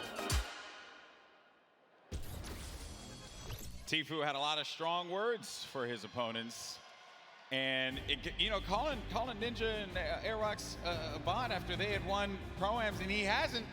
Some bold words there, Monster. You gotta love Tfue. Always ready to paint a story, create a rivalry, right? And then just make it interesting. I mean, look the way he's dressed. He's got his vest on. He's ready. Seems serious. He's clearly ready. And I know everyone here wants to get ready and into the games. And we also want to let you all know as well that there are going to be numerous ways for you to watch this very competition of Fortnite Pro-Am. All you got to do is go to Fortnite.com/watch. And there you can actually pick a variety of different POVs. You can see the map. You can see a bunch of cool things. Definitely check it out. Once again, go to Fortnite.com/watch. There we go. You can level up your viewing experience. And then you also have a lot going on here as well. So here are the feeds. This is what you're going to look at, right? So in feed 1 and feed 2, you'll get the first and second place players. But then feed 3, you're going to get Ninja and Marshmallow. And then on feed 4, you're going to get Airwalks and RL Grime. So this way, you can see our defending champions in their perspective and how they're going to coordinate. You also got Nick at 30, Max Carver. Let's not forget about Courage and Sean O'Malley, Doigby, and Cody Walker. And then for the Latin American community, you're going to have Flakes Power and Anderson Silva.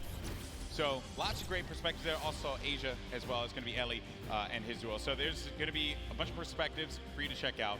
Fortnite.com/watch. Don't forget about that. And have some fun. Have some fun watching this event. It's going to be a good time. By the way, I love, because if you're a fan of any of those guys, you can literally see their points of interest, which is super dope. Yeah, exactly. You can learn from some of the best that play this game, especially the Fortnite content creators, see where they go. A lot of the players now are going to be on the island, loading up, getting ready to go. I'm pumped, man. I'm pumped. I want to get into this already, and I know we're going to get there eventually. But, you know, I'm a little anxious, of course, and I have to wonder, you know, what other duos are going to be standing out? Because Tfue had mentioned Closey, him and Whit Lowry. They have the potential to be able to upset some people here, but he didn't really do it at the last Pro-Am. Closey was kind of quiet at that event. I want to see him turn up, especially here in New York City, because, you know, he lives like right here.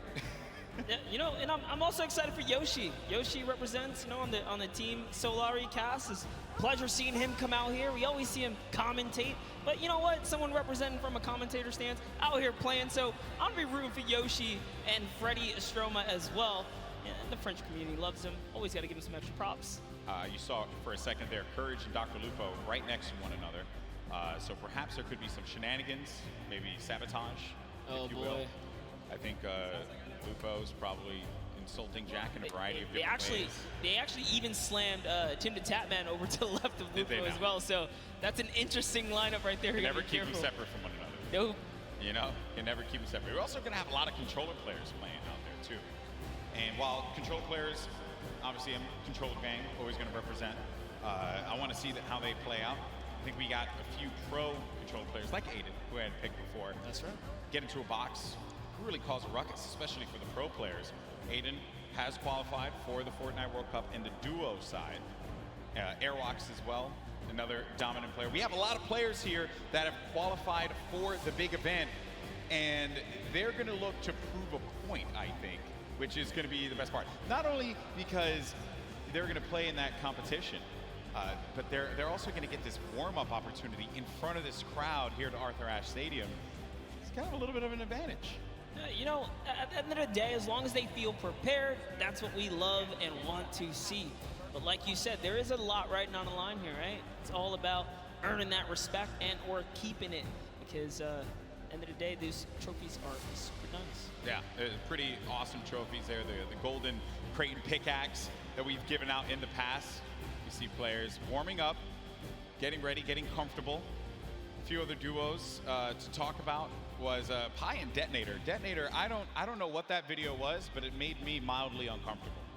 So, and the fact that he's not wearing a shirt. Yeah, you know, also it disturbs me. Came out, you know, got the couple buttons down in the front, you know, Yes. just letting it breeze. Yeah, letting it breathe a lot. I don't know. That one certainly threw me off. There's Marshmallow. You know, he doesn't really like to talk that much, so I wonder how he's going to communicate with Ninja. They've done it once before, though. They've done it once before. Certainly they could do it again. A couple emotes right there from Marshmallow, so maybe he'll just be playing right there, showing off the controller. Yeah, that's right, give him a little ring. Making sure it's all good. He's gonna let the gameplay and the moves do the talking. I appreciate that he's also going to be using his own skin as well, so. Oh, you have to. You have to. If you have a skin in the game, you got to go for it. A little ego boost right there, you know? Yeah, that's some protection. Here we have Nick Merckx. Yeah, it's your pick. Hey, I had to. You went with Aiden. I That's figured true. we I know, and rivalry. I know Papa Nick Merckx, who's out there, probably got really mad at me that I didn't pick Nick to win, but it's okay though. It's all for the storylines. Hopefully he understands that. Nick 830, most positive human being. You play with Nick 830 a lot? All the time. What does he bring to the table? Oh, he's a legend. I mean, as long as he can keep his cool, not get in his head. Nick, I know you hear us from here. Just stay calm and do what you do, man. He's such a great player. Would love to see him come out and shine. Yeah. Once or twice in a Pro-Am today would be pretty fantastic. Correct me if I'm wrong, he won the Creative Showdown at the Summer Block Party. Yeah, he's had his moments of greatness. He has. So clearly capable of being able to do this, being able to win on the big stage in front of a crowd. There's Detonator again. Just, you know, he looks so ready. And you know, I'm actually impressed playing with a keyboard and mouse. I thought that Detonator would have his own custom controller spikes on it. Okay, there's a lot of dialogue being exchanged there. Also, talk about Detonator's bangs. Man, nailed that one. I'll never be able to have that, ever. That's a heartbreaker. Looks like he's Is he yelling at his own teammate as well? Yeah, definitely. At some point. There's Ewok, Jordan Fisher. This is a duo that I think is going to be very, very good in this one because they. Jordan told me yesterday they've been practicing, they've been putting in the work, and I think that's a squad that can go very, very far. Very, very far. Well, while we get ready and get things started up here, folks, we have another interview on the stage. We got Mackenzie Borg along with my buddy, Fear Itself, with Pookie. What's going on, Pookie? Thank you so much, Golden Boy. I am just all over the place today. I'm having the chance to talk to some incredible players. That is absolutely right. I am down here with Mackenzie Borg and Fear Itself. Now, I have to be honest, you don't really put off a very fearful vibe, so we're gonna have to work on that. You gotta get the eyes, you know, it's all about the eyes. But you are no stranger to events like this. Going into today, how are you gonna carry your previous experience into the event today? It is true. I'm a little bit of an old man, a veteran in the game. I mean, I was doing this 15 years ago in much smaller stadiums, but it's all the same. Having like in-person LAN experience is very key in this atmosphere. So I'm just gonna like channel that inner professional gamer from when I was a young buck back in the day, and hopefully it shows, you know. Love it so much. Now you, Mackenzie, on the other hand, you have performed on the big stage multiple times. You were a contestant on American Idol, so you are not nervous at all, but I want to know, have you ever played Fortnite? I mean, you were in the other Pro-Am, but playing Fortnite in front of all these people, it's got to be different than singing. Yeah, it's much different. I feel like singing in front of a lot of people, I'm comfortable. It's what I'm, with a guitar, I'm like super chill, but here it's like, just don't want to let fear down, and we're trying to do well. Well, we have a few musical emotes, so if anything gets a little bit too crazy for you at any moment in time, maybe you could play those for him and calm him down a little bit. That might help. Now, have you two played together at all? Do you have any kind of strategy going into today? We practice a total of about an hour before this event. So we got all the practice, all the strats in the world. Don't you worry about it, Pookie. Oh, and you just, I guess, don't want to tell me about it, right? Oh, yeah, top secret stuff. Oh my goodness, all right. I might be able to get a little bit out of you later. But in terms of, you know, taking your experience from the previous Pro-Am that you just played in the summer, what are you going to do the same, differently? Anything you're going to want to tell me about? I think I'm more prepared now for the chaos and the hecticness between like the crowd, the subwoofers in the stage, and just the overall volume. It's not like sitting on my couch at home playing Fortnite. It's a completely different experience. It's definitely different. I mean, if you want to put your feet up at one point, we can get you some Cheetos or something. It'll be great. I'm trying to get into the more serious mode right now. I'm flipping the switch. Fear's got the switch too. We're switching it. My goodness, well, you guys heard it here first. These guys are locked in, so I'm gonna let them get a little bit more practice. Golden Boy and Monster, back to you guys at the desk. Thank you so much, Pookie, for that one. Fear Itself, I've had opportunity of commentating many of his victories in the past across a variety of games. He's humble. He goes up there and he's humble, but this guy, when he needs to pull off the big wins, he certainly can do it. And then I think it's also interesting to note there what Mackenzie said. This is a very different vibe. When you're playing out there, the bass, the feeling, it is substantially different than chilling at home. But honestly, he has the experience. He's been here before. You know, maybe after a couple times in the ring, you can pull it all together. That's what I'm hoping for someone like Nick A30 as well, right? You've been in this situation before with enough experience. I really think they can overcome anything. Yeah, very true. Look at that. Positive guy, positive monster. You love to see it. I'm rooting for the underdogs. Yeah, that's right. This guy. Oh, and then obviously I heard you in the Creative Showdown just blindly picking whoever was winning at that time. We're not going to talk about We're not going to go back to that. We're not going to go back to the past. We're living in the present now, buddy. I respect that. I respect that. Well, folks, I know you guys want to get into the game. I do as well, and I was told by our team in the back that the game is getting ready to go in just a little bit. We're going to jump right into the island. It's going to be awesome, and I just want to get out there and see some Battle Royale. That's really all I care about, because these players, they're about to throw down. It's going to be awesome. You see Xavier Woods there. He does not have any pancakes, but what he does have is that SmackDown Tag Team Championship right by his side. He's got to let everyone know that he's a champion, raising it on high. And I picked it up. It is actually a very, very heavy belt. It is a heavy belt.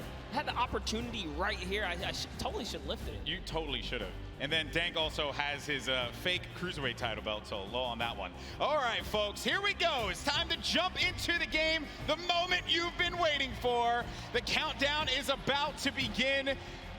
Here we go. It is now time for the third Fortnite Pro-Am. The players are loaded into the island. The battle bus is ready to go. It starts right now. Here we go. I love that. Looks awesome. Battle bus. It looks so great right there. Just take a look. Take a look at all of your competitors today, guys, because it's going to be crazy. We're going to crown one of these guys, either a new or returning champ of the day here at the Pro-Am. Hey, it could be one half of the Girthquake. Courage JD, he'll never let me live that one down. So I hope it's not him, kid. You have to be careful. They're on the same side of the stage now. You know, it might just flop. Sure, and as my buddy Shy Wager says, could be a yum, right? Totally Shy's could gonna be hate a me. yum. Shy's gonna hate me for using that. All right, here we go. So, and then the other half of the Girthquake. There's Tim the Tap Man. So you're gonna land over by Paradise Palms. Paradise Palms, a great spot to land monster. Tons of loot, tons of resources, great rotational opportunities from there as well. Talk about that. It clearly looks like Tim the Tap Man and Dante have a plan here. You don't just choose the backside of the map for no reason. This house specifically, known as the John Wick Mansion, down in the basement. There's a little secret stash, if you will. Now hopping over to the West World is what we like to call it, over here on the other side of the map. Oh. Bit of a skirmish here. Yeah, you got Osculords looking right over at Sean. Sean choosing to disengage from the fight. Will have that green tack SMG and has full shields as well, but oh no.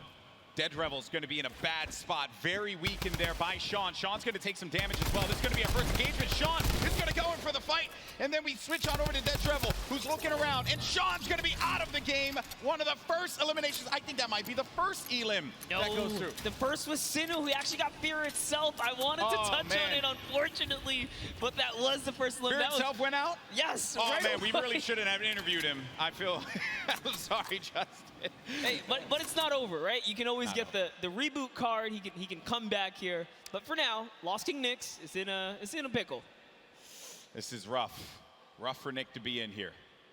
Now we're gonna make our way to Ninja and Marshmallow, who this is another great spot to chill by. You get a ton of loot at the Lazy Lagoon.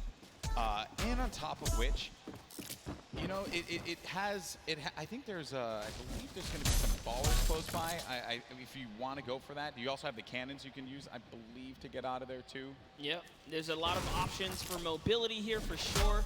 But you know what I like that's going on here, at least with Ninja and Marshmallow, Ninja straight up adopting, you know, his scrim and or competitive strategy, right? Lazy Lagoon, that is his most known spot for landing. So for him to land here, they mean serious business. Yeah, and he lands here relatively uncontested. There's going to be a duo over to the north, I want to say northwest, and also someone all the way up at the tippy north there. As we make our way now down forward toward Lucky Landing, we're going to have Sinnoh here along with O-King.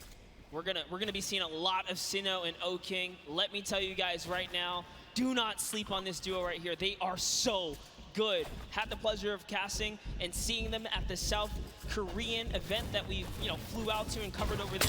They are dangerous. Well, you're hyping them up here, but unfortunately they're going to be taking some damage from the Stinks, having to push out of that fight. So when you throw down that Stink grenade, it goes right through the damage. It does not hit the shields. It hits the green health bar. Not what you want to see happen here. Player, though, is going to be tucked away in the corner. And King and Sinnoh, they're the two top players. So they know how to work together here. Try and pin their opponents into a bad spot. Here a few shots as well. More eliminations starting to go through. Nick 30 gets one onto Claire Grant. Aiden as well picks one up. Mackenzie's out of it. And then King and Sinnoh, they're just going to get, King's just going to get out of there. Yeah, just wanted that pressure, but you know what? Figured a team that's working together is definitely a dangerous one. And we touched base with Yoshi a little bit earlier today. Looks like his partner Freddie is down here. He's off. He's on a quad. Can he get away? No, he has to. Get away! Oh no! Got lights here. Marksman. Oh, and he just tagged up. He tagged up the quad a few times. Did manage to hit him. If he would have picked up that infantry, could have had that pinpoint accuracy with that weapon. Probably could have provided a little bit more for him there, but it's also going to be a player up above. There goes the infantry rifles I mentioned before. It's such a precise weapon to take advantage of. JT Brown, they're looking around. Gonna have Jeremy Ray Taylor up above in that box there, Monster, and they're gonna be split up a little bit because they want to clean up this player around, see if they can get any of the resources. And they did convert it right there, and a little nifty trick Marksman used there, pulling out his pickaxe to reset his reticule so that his crosshair kind of tightens up just to make sure he can be as accurate as possible. So many nifty tricks, and this is why this is the pro AM, right? You have the pros, and then you have your celebrity counterparts helping them out, and Marksman is showing that he knows what he's doing. Yeah. Looks like he's confidently ready to push as well. He might.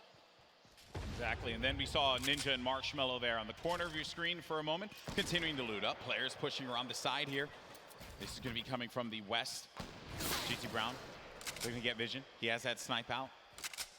Maybe he can get a connection, perhaps, but it's going to be Marksman looking for the opportunity to take advantage of that heavy AR.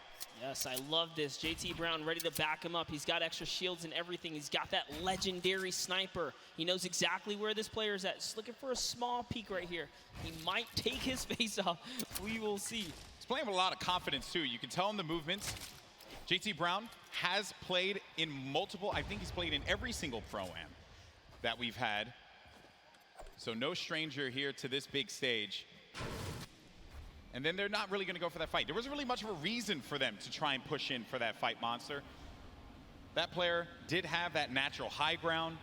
If JT Brown would have gotten the connection with the snipe, that would have been great. But you got to think about this, the storm, as it pushes on in. Now these players, you're going to take a little bit of damage here, but you have a lot of bodies scattered around. Junk Junction, Polar Peak, Happy Hamlet, even Lucky Landing. There's a lot of players that are going to be on the outside, but this circle is going to be pushing in, centered more toward Dusty Divot. So you're going to have that big circle around here.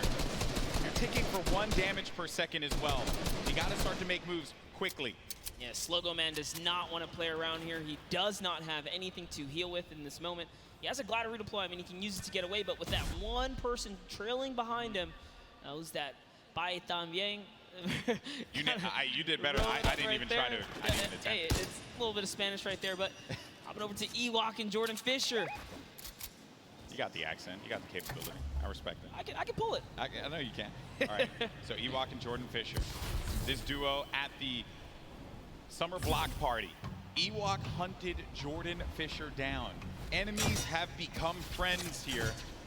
And with the baller and the shadow bombs, they're going to rotate on out, get to the safe zone. A few players are going to be around here as well. And Ewok just tagged him. Take full advantage of the ping system, right? When you're able to do that, that helps so much. Sometimes you don't even need to use your words. You can just use the ping system to relay where the threats are going to be. Exactly, and that's what Ewok used as their primary form of communication here. She's going to lay down some fire. Didn't quite connect, but it's all good. Can she get a couple more shots? If they catch an advantage, we saw what she did last time to Jordan Fisher in the previous 2019 Pro-Am, right? The last one that just passed by where she made her debut. She pushed all the way across the field. She showed. Ewok gets very aggressive. She will get down. Living up to that Ewok name. You know, Ewoks will just go and bite your ankles. So that's what Ewok did in that last Pro-Am. But now we're going over to Neo Tilted. One-shot girl Chandler Riggs. We're going to see Kyle K and Kyle Kaplan up above. And there's K.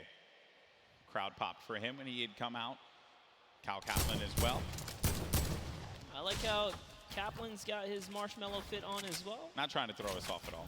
You know, honestly, that's like, I wouldn't use this, right? If you wear this fit, you're tempting other people to be like, dude, that's marshmallow, isn't it? Right? And then they just want to push. You're not wrong there, buddy. I'd love to catch a highlight, right? Yeah, it's yeah, like, dude, I'll push him right now. Exactly. Right? You're not wrong there. I mean, that certainly can be a thing that players see and they're like, wait a minute, maybe. But if a lot of people who have studied Ninja's gameplay know that he is going to go over to that Lazy Lagoon area. But we make our way now to the lava areas near Pressure Plant. This is where Marshmello and Ninja are, and there hasn't been a lot of activity right now, right? It's been a little bit of a slower game, but that's what I like to see, right? You and I, we've been casting endgame after endgame after endgame in the Fortnite World Cup online qualifier, so it's nice to see some strategy, some rotations go into place here, and players really being methodical where they're gonna push at what point in time. And Ninja, he's getting ambitious with these shots, managing to connect that infantry rifle, the purple infantry rifle, so good. Yeah, Ninja actually one of the advocates for playing with weapons that are not necessarily popular or cool at the moment, tends to play with things that are different. So before the infantry kind of, rose in popularity after changes, he was already running it, deeming it one of his favorite weapons to kind of play with. He's always been like that in any game that he plays. I remember many times casting him, whether it be Halo or any other title. He always goes for the road less traveled and does a lot of damage there with that infantry rifle. Look at these players as they fly about through the jet streams. Myth on the other side as well. With this duo there. It's gotta be. Oh no, Tim the Tatman. No, Ooh. Tim, no, Tim. And he landed extra quickly. He got picked off from the sky. I don't want to say it, but he was literally swatted like a fly right there. Oh, that was just too easy. Taken right out. Tim the Tatman goes down. There's no friendships here in the Pro-Am, people.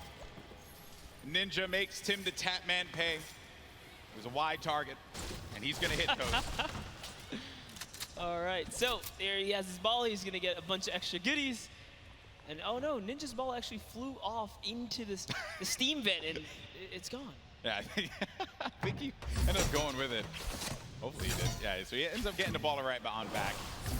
Just looking around. So he doesn't know, obviously, that there's going to be a duo right next to him. A lot of players are starting to convene here by Pressure Plant. This is where the circle's going to start to collide. And then keep in mind, this lava, when you get to those final circles and you have to go over that lava, it can be your worst enemy or even your best friend because you can traverse the lava very quickly, but sometimes it can throw you off. And for more unexperienced players, or inexperienced players, apologies, that could certainly throw them for a loop.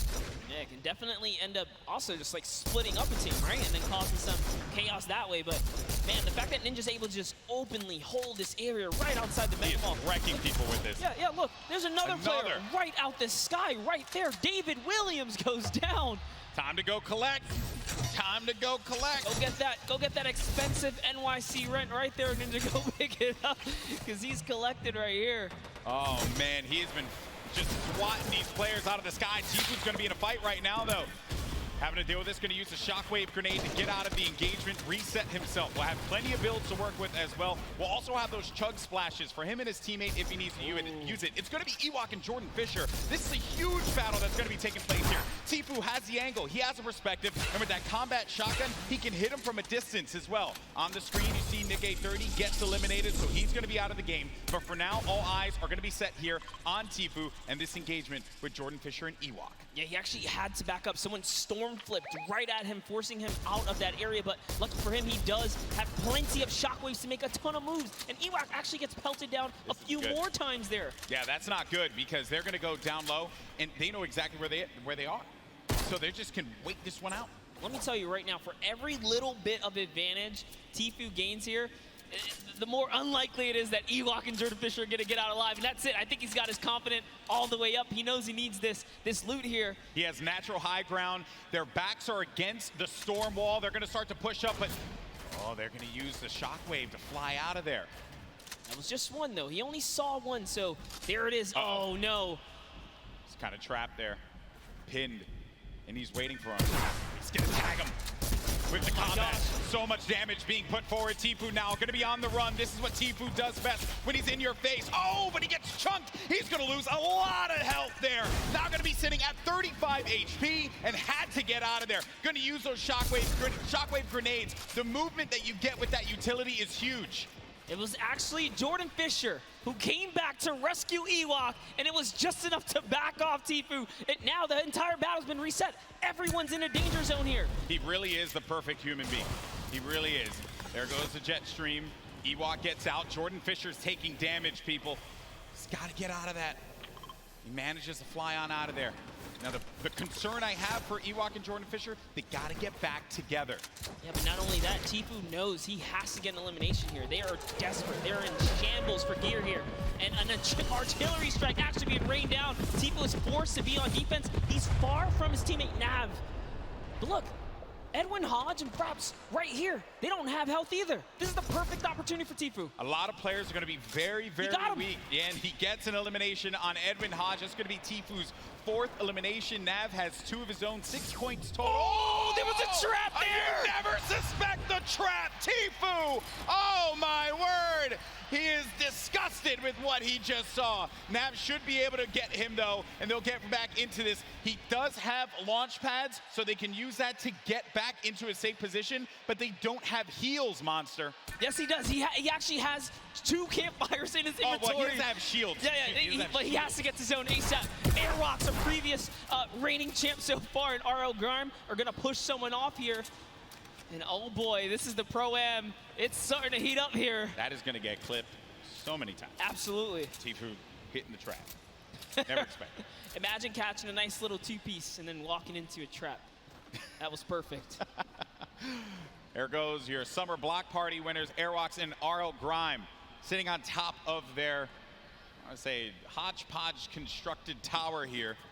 Then Tfue, right next to Allier. Boy, does he have a video for you. Tfue has not popped these double campfires. Oh, actually just keeping it going. That shot from Tfue, clinical. Combat shotty, that thing's gonna tag you from what sometimes it feels like a mile away. This player's gonna be behind this tree here, and Tfue sees it.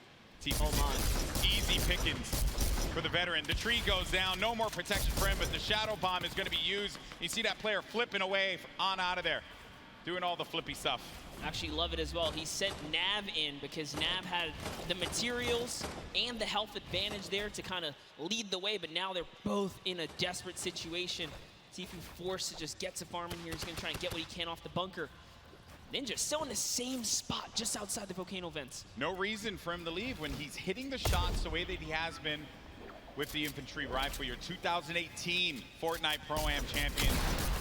Marshmallow going in for the shot there. Player's going to be picked off from this guy. That's going to be Sinnoh, who gets Moose-Cell. Oh, man, that's rough. Sinnoh makes it to endgame with O-King. Like I said, they're going to be a troublesome duo. There's still tons of excellent players left in the game here. See Whit Lowry down below. He's closely nearby. Uh-oh, Ninja's actually super hurt now. I think he just received the snipe. Yeah, so Ninja's going to be in a rough spot, but we actually did catch one of his other shots earlier on. That was going to be on Michael Dreyer. That was Elim number 4. Now, though, Ninja getting back to a fighting position, but he's going to get hit again. This is rough for Ninja. Doesn't have a campfire. Saw Myth there. Saw Nick Merckx. A lot of good players. Competitive players nearby, that's right. Cloak is still going to be in this match. Marksman still in the game as well. Airwalks, as we had mentioned earlier, Wildcat there. Everyone gathered together here, right in between Dusty Divot and Mega Mall. Nick Merckx only with 1 elimination. When you get down to 15th place, that's when the placement points start to go through. There you see it right there, the format, how it works. Every elimination that these duos get is going to earn them 1 point, but when we hit 15th place, that's when you're going to start getting those placement points. And look right there, Myth just ended Ninja up above in the battle, and Marshmallow's off to fend for himself as he impulsed out of the battle. And it looks like has to make a big decision here. Yep, he says, you know what, I'm going to get to zone, and it's time to leave Ninja's card behind. There's nothing he can do but play for placement at this point, so he goes straight for the high ground. Marshmallow does manage to get up top there, and some great quick building is going to keep him safe for the time being. He can't get his card, and bear in mind, I mean, look at the circle. We're hitting into that half in, half out circle. Movement's going to start to happen here. Players are going to have to start thinking about those pushes, the rotations, and also who is going to be gatekeeping, preventing these solo players, perhaps, from getting in.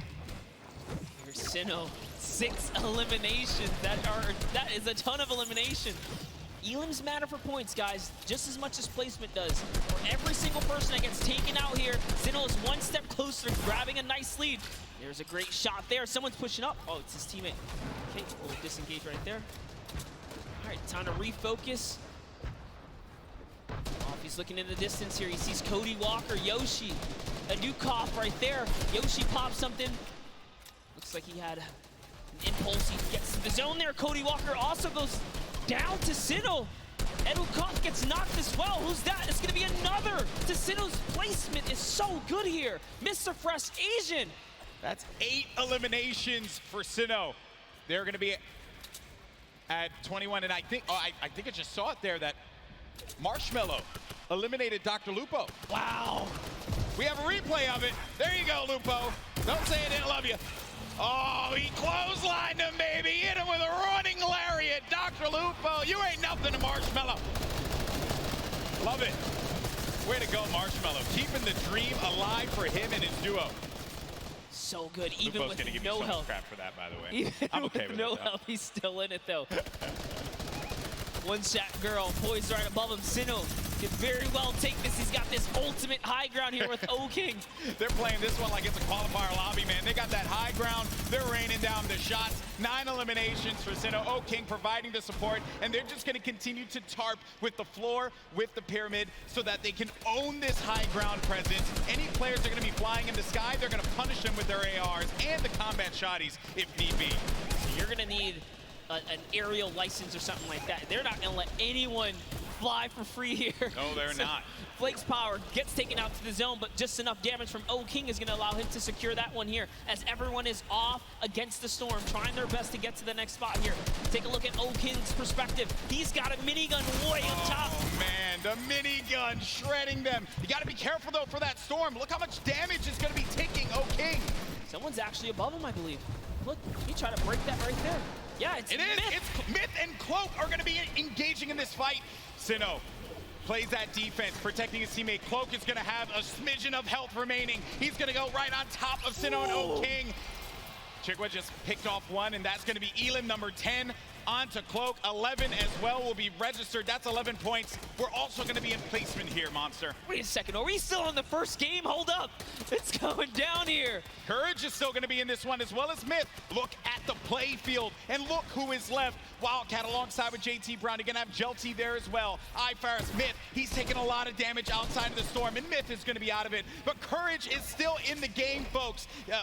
A possibility for him to get this first game win, but I don't know if Sinnoh and O-King are going to let him have it. No, they're not. Not for free, at least here, as Sinnoh's landing more shots on his opponents here. He is running low on materials this time around, though. 500 mats. In comes the pressure. Will we finally give up this placement? Will we jump down to commit to this battle here? There's only 4 players left. We're now down to the final moments of game number 1. O-King is going to be out. It is all up to Sinnoh here. Wildcat down low. He takes the shot, and it's Sinnoh with a victory royale. Game 1 domination from the high ground, and they never let him come up ground. That was insane. They denied them any kind of territory whatsoever.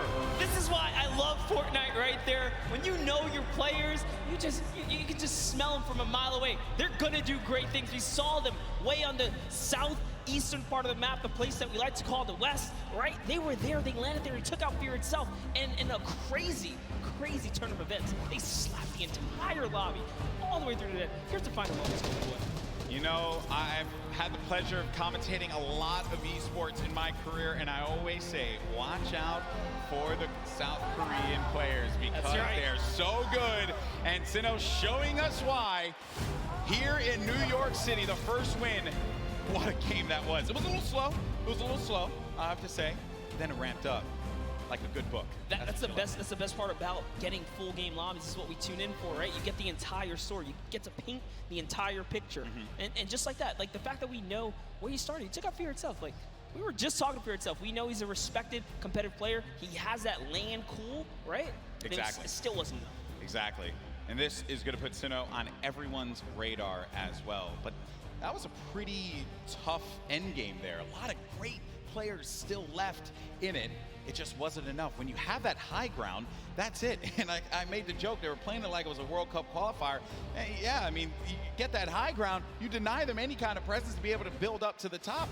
It was very close. That Myth and Cloak could have pushed Sinnoh off. And had they done that, I think we'd be looking at a different winner in game one. But credit to Sinnoh for keeping his cool, as well as O'King for supporting him in that one. Yeah, Cloaksy might have had the high ground, but if I'm not mistaken, Myth just hit him with a really good shot. Put his back against the wall. He had no help. Sinnoh comes out with that side peek, and it was all his, and easy raining from there. Yeah, some good moments in that game for sure, and we thank you all so much for joining us here. That was just game one of the Fortnite Pro-Am here at the Fortnite World Cup Finals, our third Pro-Am ever. We've had some great games throughout the day. The Creative Showdown was a blast to watch. Some really, different experiences for a lot of our viewers. I mean, hey, we watched $1 million jump, literally. $1 million jump. That was insane. I know, I realized I made some poor decisions career-wise when I was not in there for the $1 million jump. That was awesome. And then we just saw one of South Korea's best players in Fortnite, Sinnoh, just take game one in dominating fashion. And now I have been informed that we do have our winners down on the floor with Pookie for an interview. Pookie, over to you. Thank you so much, Golden Boy. I am here down on the floor with our winners. I want to congratulate both of you first off and foremost. We have Sinnoh here, who we've seen play so many times in the past. He was actually part of the World Cup qualifiers. He did not qualify, but it has been quite a journey for him. How does it feel to be playing on this stage regardless? 우선 여기 한번 첫 라운드를 우승하시게 된 거에 대해서 많이 축하드리고요. 신우 선수 같은 경우는 퀄리파이어에 아쉽게 진출하시지 못하셨는데 여기까지 오시게 되셔서 이 무대에 서게 된 그런 소감이 어떻게 되시나요? 일단은 소감 일단 제가 여기 있는 거가 믿기지가 않고요. 게다가 첫 라운드까지 우승을 하니까 지금 진짜 기분이 정말 좋네요. I actually can't believe that I won this first round, and it feels awesome to be on this stage. Well, I can believe it. You guys were playing clinically with the high ground, the tarping, unbelievable gameplay. Congratulations. Down on the end, you've done charity events before, so you've done this before as well, but is this your first time playing Fortnite in front of all of these people? 우선 일단 하이그라운드에서 잘 이렇게 플레이 하셨던 것 같고 이렇게 체리티 자선 기부 행사에서 저번에 플레이 하셨던 것 같은데 이 많은 사람들 앞에서 플레이 하셨던 게 어떠셨어요?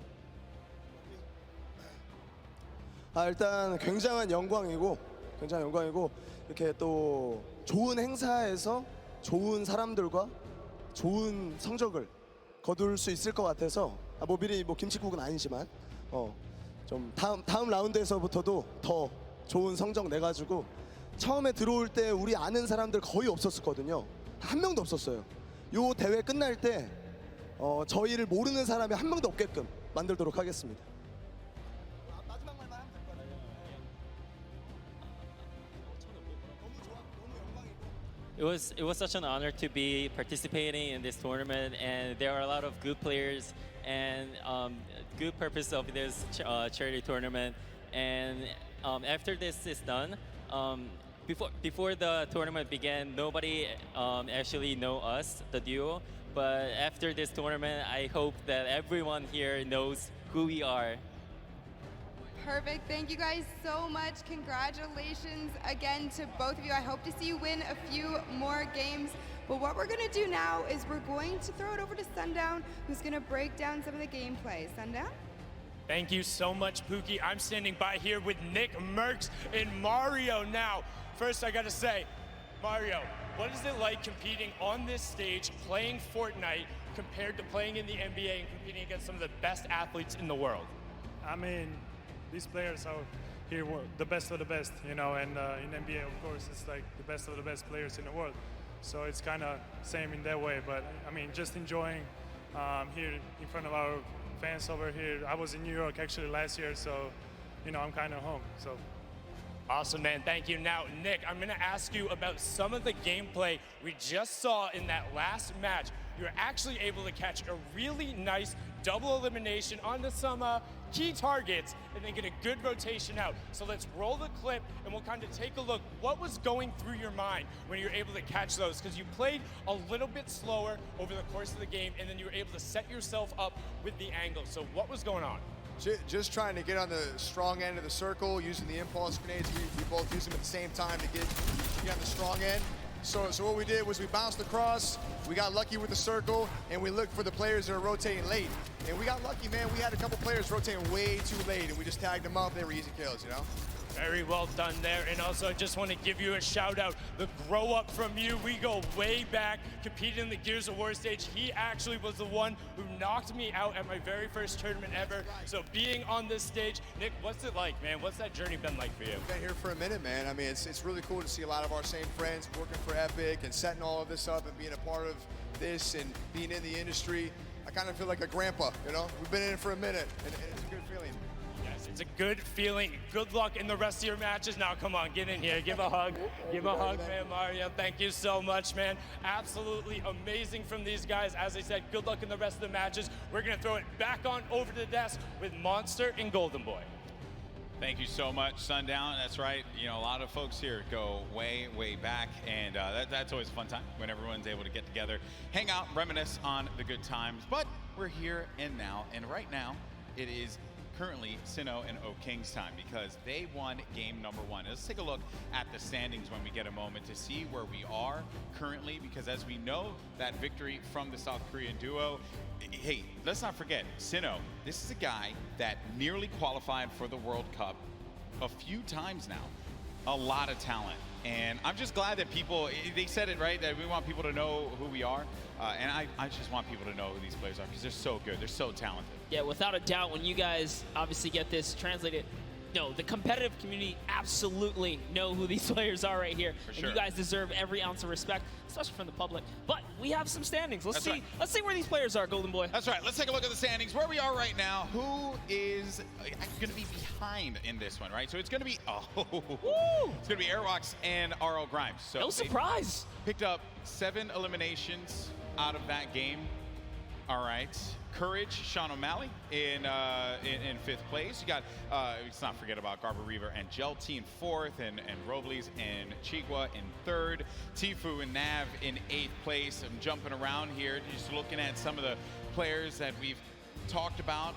Maybe some have had unfortunate circumstances become them, like Tifu. Got hit with the trap. And we saw Ellie earlier today, right? He just pointed at the camera, walked off, representing for JP, Japan, right? That was a good interview. Good to see him in the top 10 right here. But as we move on to the second page, and just take a look here, all of your favorite content creators, a couple of elims on the board. It's not bad at all. No, not at all. It's only game 1. You have plenty more to go here. Ninja and Marshmallow in 14th place. We covered them quite a bit in that last game because they stayed put at pressure plant and did not really need a reason to ever rotate around. Because of that, Ninja was able to punish a few players flying in the sky, kind of like when he caught Tim the Tap Man midair. Yep. That infantry rifle was huge for him. Maybe he's going to be able to do that again. Obviously, let's see how the circle works in your favor. But that's it. Game 1 is behind us. Now it's time for game number 2. Come on, New York City. Do these 2 New Yorkers proud. Let's start to make some noise and get hyped. Detonator's excited. I'm excited too. The countdown is about to begin. Who is going to come out on top in game 2? Here we go. The battle bus is flying over the island, and we're going to get a good trajectory here. Going over the ice biome, Bipolar Peak, making its way over to Lonely Lodge. That's right, it's cutting straight across the map, straight in half like a fresh New York pizza. It's straight down the middle right here, and everyone's gonna get their take of the slice. I love making I like that it's pizza easy. reference, bro. You just have to. It's too easy. They're just giving out here. You can't be in New York and not make the pizza reference. Gotta make the pizza reference. And also, Chinkin, if you're listening to me, you fold the pizza. You don't eat it with you don't eat The flat. question is, do you flip it upside down on the cheese side or no? Man, no, just fold it straight I'm up. just asking. Some people they advocate for that kind of stuff. Those people are crazy. Take a look here. You see Detonator floating on by. Marshmallow right there. No surprise. They're going right back to Lazy Lagoon. That's going to be their hometown. And they're getting landed on, by the way. You take a look at that map. There are some players nearby. Our champs, Sinnoh and King. I think everyone wants to see them here. Yeah, that is a problem. There is a player that landed lazy. We'll keep tabs of that later. Here's the game 1 winner, Sinnoh King. The lucky landing spot. You're going to get a few options all the way in the back, remember. So you're going to be all the way back here by Lucky. You can go to Fatal if you want to get some more loot. Maybe you want to push over to the desert biome, go to Paradise Palms. potentially where the circle is going to populate. We're going to find that out in a few seconds here as well. So this is when key decisions are going to have to be made. And lucky them that they went to Lucky Landing, because the circle literally lands right at the edge. So they're good. They're good for that push. They have a lot of real estate to work with, Monster. Call that winner's luck, all right? These guys have the nice There's lead. beginner's luck and there's winner's luck. This is winner's luck. Winner's luck is a thing, right? Sometimes things just go your way, and then you're the winner. Sure. Never happens to me. Breaks my heart. One day. I've seen it happen to you a few times, though. You've got a few. Hey, I'm here, aren't I? Like, look. You got some shields out of nowhere in chess. When I watch your stream, very questionable. Like, that's not fair. Right when you needed it. How's that even possible? Happens to the best of us. But like, you just don't have a response. You're just like that. You know, I don't judge. It. I just take my blessings, man. I respect that, man. Some chug splashes there. Gonna bring everyone up to a decent amount there for the shields. Some eliminations already. We lost 2 duos already. Going over now to Paradise Palms. Same duos that were here before, sticking to these drops. You got Dead Drevel along with Oscar Lod. Oh, nice shots. Shots down. Did he connect there, though? No, he didn't, but at the very least, so he was on target, that player. Did manage to move around there. Hear that Shadow Bomb go out. And Dead Drevel had to have heard that, which is the reason why he's going to start pushing up here. Doesn't have the resources for a full fight. So he's going to be playing around this natural structure. And he needs to just farm up. Osculot's going to be taking a lot of damage as well. Going to have to get out of the fight. 34 HP remaining. He's going to need to rely on his teammate. Does not land that shot with the hand cannon. But Dead Drevel's there for the follow-up. That's Business Boy. Oh, but business is closed down, unfortunately for him. Dead Drevel's going to be out of this one, but not dead yet. Did get peeked right there, so he has to be careful. Oscar just looking. Frizz has got such a good, position on them, and he even has shield. This is just like that. Now he's at 72 extra shield, so he's doing just fine. That jump shotgun, perfect for being chest to chest, get right up in a player's face and do tons of damage. And it's early game, so Frizz can get Business Boy's card, bring it back into the fight. Oh, the revive's going through. You see it, the pickup. Oh, but Osculard heard it, so had to get out of the fight. Frizz gonna go for the follow-up, but Frizz is gonna take a bunch of damage, down to 80 HP. Player's gonna jump for the fight there. And a hope and a prayer, but unfortunately, Frizz is gonna get the better, and that's 2 eliminations, and that duo is gonna be out of the game. 2 huge eliminations, and just a little fun fact, I'm sure his girlfriend will be proud. It says here, they both have pink hair. Okay. I don't know what it's like to have pink hair. I have to talk to Ninja about that one. I know he did that for a little while. It won't look good on me, and also I don't really have a lot of hair. Yeah, I was gonna say, I don't want to break it. And speaking of someone with not a lot of hair, Dr. Lupo on your screen right now. Just messing around. That was a low blow. No, here we go. As Fortnite's resident senior citizen, I'll take it. I feel like I'm also a part of the geriatric gamer program. Actually, this is our first time seeing the Storm Sniper in play here. That's right. Just came out the other day, and it is, I think that players probably want to go with something. Okay, Dr. Lupo isn't actually the oldest caster for Fortnite. That's Grandpa Golden Boy. Really, guys? Really, you had to do me dirty like that? Fun fact. In my hometown? Exposed. In my hometown, of all places? It's all right, though. I still love you guys. It hurts a little bit, just stings. Stings the nostrils, just a little bit. Dr. Lupo. I'll bandage it. Yeah, thanks, bud. He's going for the birthday cakes as well. Another thing that had actually just come out, celebrate Fortnite's 2-year birthday. We've been playing this game for a little while. Use that hashtag Fortnite World Cup. Share with us how you're going to be enjoying the event, whose stream you're going to be looking at when you go to Fortnite.com/watch. We want to hear from you. Make sure you're talking about it. Also, you're going to get that fancy little picture on the side when you use that hashtag Fortnite World Cup. Just Fortnite World Cup. There's Sigla along with Dr. Lupo. They're just going to loot around Salty Springs. A lot to get around here. What are your thoughts on Salty, Monster? Oh, I love Salty. It's one of my favorite places to land, mainly because that back house, man. It's nothing more rewarding than landing on the ledge, getting a weapon through the window seal, and just picking up an easy elimination on someone who goes for the chest on the roof or something like that. Salty's like the bane of my existence when I rotate out of Fatal. I never want to cross Salty because you always have a player that's going to be so stacked with so much to work with. Things have certainly slowed down here. making our way now to Fatal Fields. Speaking of, oh, there's Sinnoh with King in the. This is awesome. The strats. This is like a Flossin level play here. I'm loving it. Oh, he hears someone they hear nearby, Golden Boy. Don't stay down. Stay down. Uh-oh. Stay down. This is, and you know, this is not the duo. You want to move next No, to this there is not, it is. This is not the duo. You want to do that too?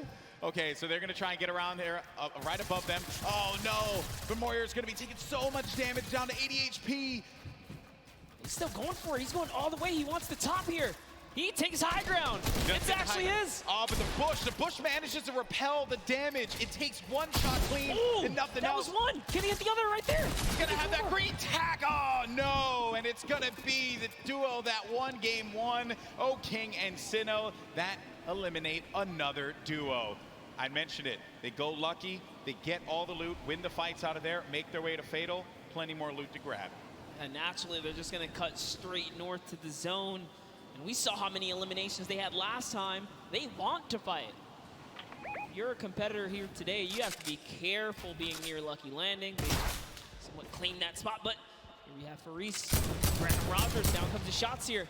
Let's see how it's going to go down here. They're at the easternmost part of the map. We have Jacob and Faris kind of moving back and forth, listening for cues. I think he hears him nearby, yet he's looking for Jacob now. Oh, man. Jacob's by himself. Yeah, that's the problem. Jacob's going to be alone inside of the natural cover. There you see the circle favoring Sinnoh and O King. We could see back-to-back winner here, Monster, with the way that that circle lands. It's right over Salty and Fatal Field, so that favors Dr. Lupo and Sinnoh. Oh, no, but Graham Rogers goes in for the fight. Faris has got to pick up his teammate here. He's got to have his back. Jacob gets it. Boogie Bomb goes out, but doesn't connect. Probably trying to overtake that wall there. Jacob, wisely enough, is going to get out of that fight. That player's going to be down. The Stinks forcing anyone that will hang around. Needs to confirm that elimination. There you go. That's going to be a ton of loot for Jacob to get, but Faris is looking at him right above him on top of the rooftop.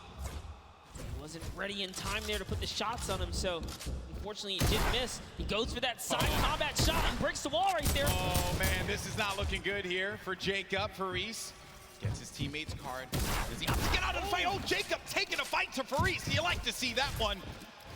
Go for the fight, but look at the storm. It's starting to push in.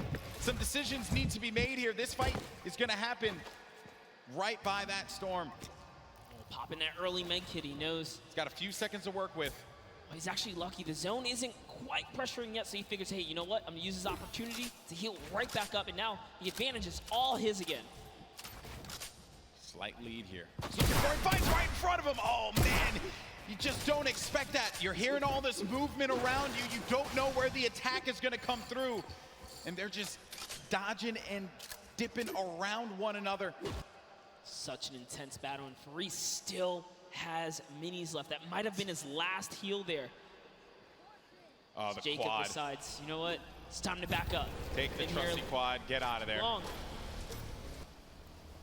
Yeah, no reason for you to push that fight. You have your teammate's card. Then we go on forward, and you got Slogoman, who just got beamed. Beamed. Marshmallow with the snipe? Marshmallow. Okay. I respect that. Marshmallow's been surprising me. Are we sure? Are we sure that that's Marshmallow underneath the mask? I'm just messing around. I'm just messing around. I was gonna say, hey, he puts in a ton of work in this game. Look at this shot here for Marshmallow. Boom! Nailed him. Marshmallow, man. What a beast. Marshmallow here to make the highlights, all right? Don't sleep on it. They're going for a two-time championship. I get it. Absolutely. When we saw them, they were in 14th place, mainly because you didn't quite get enough placement points. The eliminations were there. They were right in 14th, so with the way they're racking up more elims, that's going to be, again, just securing a more comfortable lead. If you can get in that cadence of just getting points consistently, you'll find yourself in the late game. Mr. Fresh Asian, we saw in the feed, he actually took out Cody Walker as well. 3 eliminations for Mr. Fresh Asian. He's got that golden combat shoddy. Such a powerful weapon. You hear the movement around here. Some nades as well. He doesn't know any of this. This is a scary box to be in when you don't own anything. It's One Shot Girl and Chandler Riggs, who's just nearby. Another The great Slayer, duo. and the Slayer 360, I believe, is in a bush. Not too far either. That's the Golden Boy strat right there. Hide in the bush. Don't do anything for the entire game. Trust me, it works like 60% of the time. It works every time.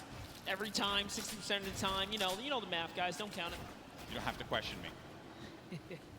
So Chandler Riggs and One Shot Girl, they're going to play this more defensive posture, this positioning here. They have no eliminations right now, and we're at 35 duels remaining. So it's going to take a while for those placements to go through. And then One Shot Girl just gets obliterated. Her health is gone. Now down to 5 HP. Chandler Riggs playing around the corner, trying to utilize a little bit of that right-hand advantage, but it is not coming to fruition there. Mr. Fresh Asian is going in for the push now, and this isn't looking good for this duo monster. Our heroes could fall right here, right now, as Mr. Fresh Asian is looking to get 5 eliminations on the board, gets ownership on the wall, and what a shot there from Mr. Fresh Asian. That's elim number 4.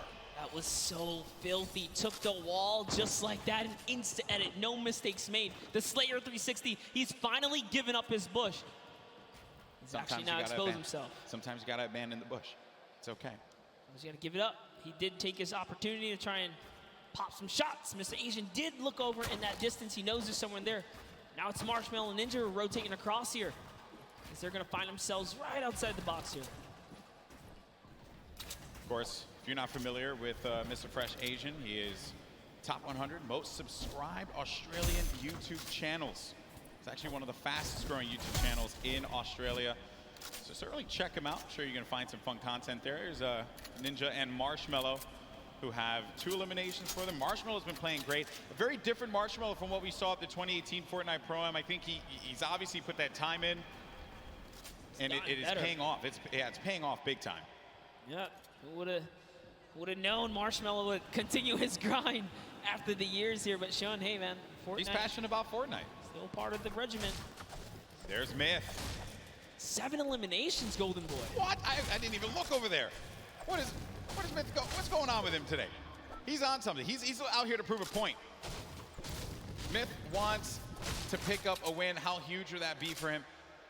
Seen him so many times in so many competitions. Also another player that tried and tried and tried for that Fortnite World Cup online qualifier. Came close a few times. Lots of talent there. And here's the format and how it works. Once we hit that 15th place, that's when those placement points start to go online. But because Myth has 7 eliminations, that means he has 7 points currently, Monster. And his teammate is down right now. Unfortunately, Michael Dreher was taken out. We do know Michael Dreher is interested in running that marathon this year, but you know, he's gonna need a little more stamina to keep up with Myth here in the Fortnite world. The idea of running a marathon crosses my mind. Oh my. It makes me sweat. What kind of party do we have here, Golden? Chigua sitting right next to Alexia Ray and Jordan Jones. Jordan Jones at the start of this entire thing said, hey, you know, they know. She's here for the ladies, representing. She's got her gun ready. Someone's out. Oh no! Oh no! She's in a box. Sneaky plays here from Jordan Jones and Alexia Ray. That player had no idea. That was crazy. He got away. He took the launch pad. He got away. You never suspect the people in the cornfield. Jordan Jones and Alexia Ray, super sneaky plays here. Aaron Gordon's like, you know what? I'm just gonna kind of keep my cool here, stick still. It's Ali A jumps back in the baller. He's out. He's like, yeah, you better be careful, man. There's some crazy people in the cornfield. It's like The Shining out there. Look out for that. Okay, and they're crouched, so you won't be able to hear their movement. You have to really focus on it. They got just their aim set. I like this strategy. They are eventually gonna have to move here. Same thing for Ali A and Aaron Gordon, which for them, I'm sure that they're a little worried about where these players are gonna be. Listen, Ali A might be a famous YouTuber, and Aaron might be huge on the basketball court here, but you step to these 2 ladies right here, they're gonna make you look like little boys. They are ready to fire away right now. I respect they are the strategy. so ready. Okay, well, while that's going on over there, and I'm sure that's going to take a little while to come to fruition, we're going to have a classic battle here between Tfue and Ninja. Marshmallow's trying to play that supporting role as well as Nav here.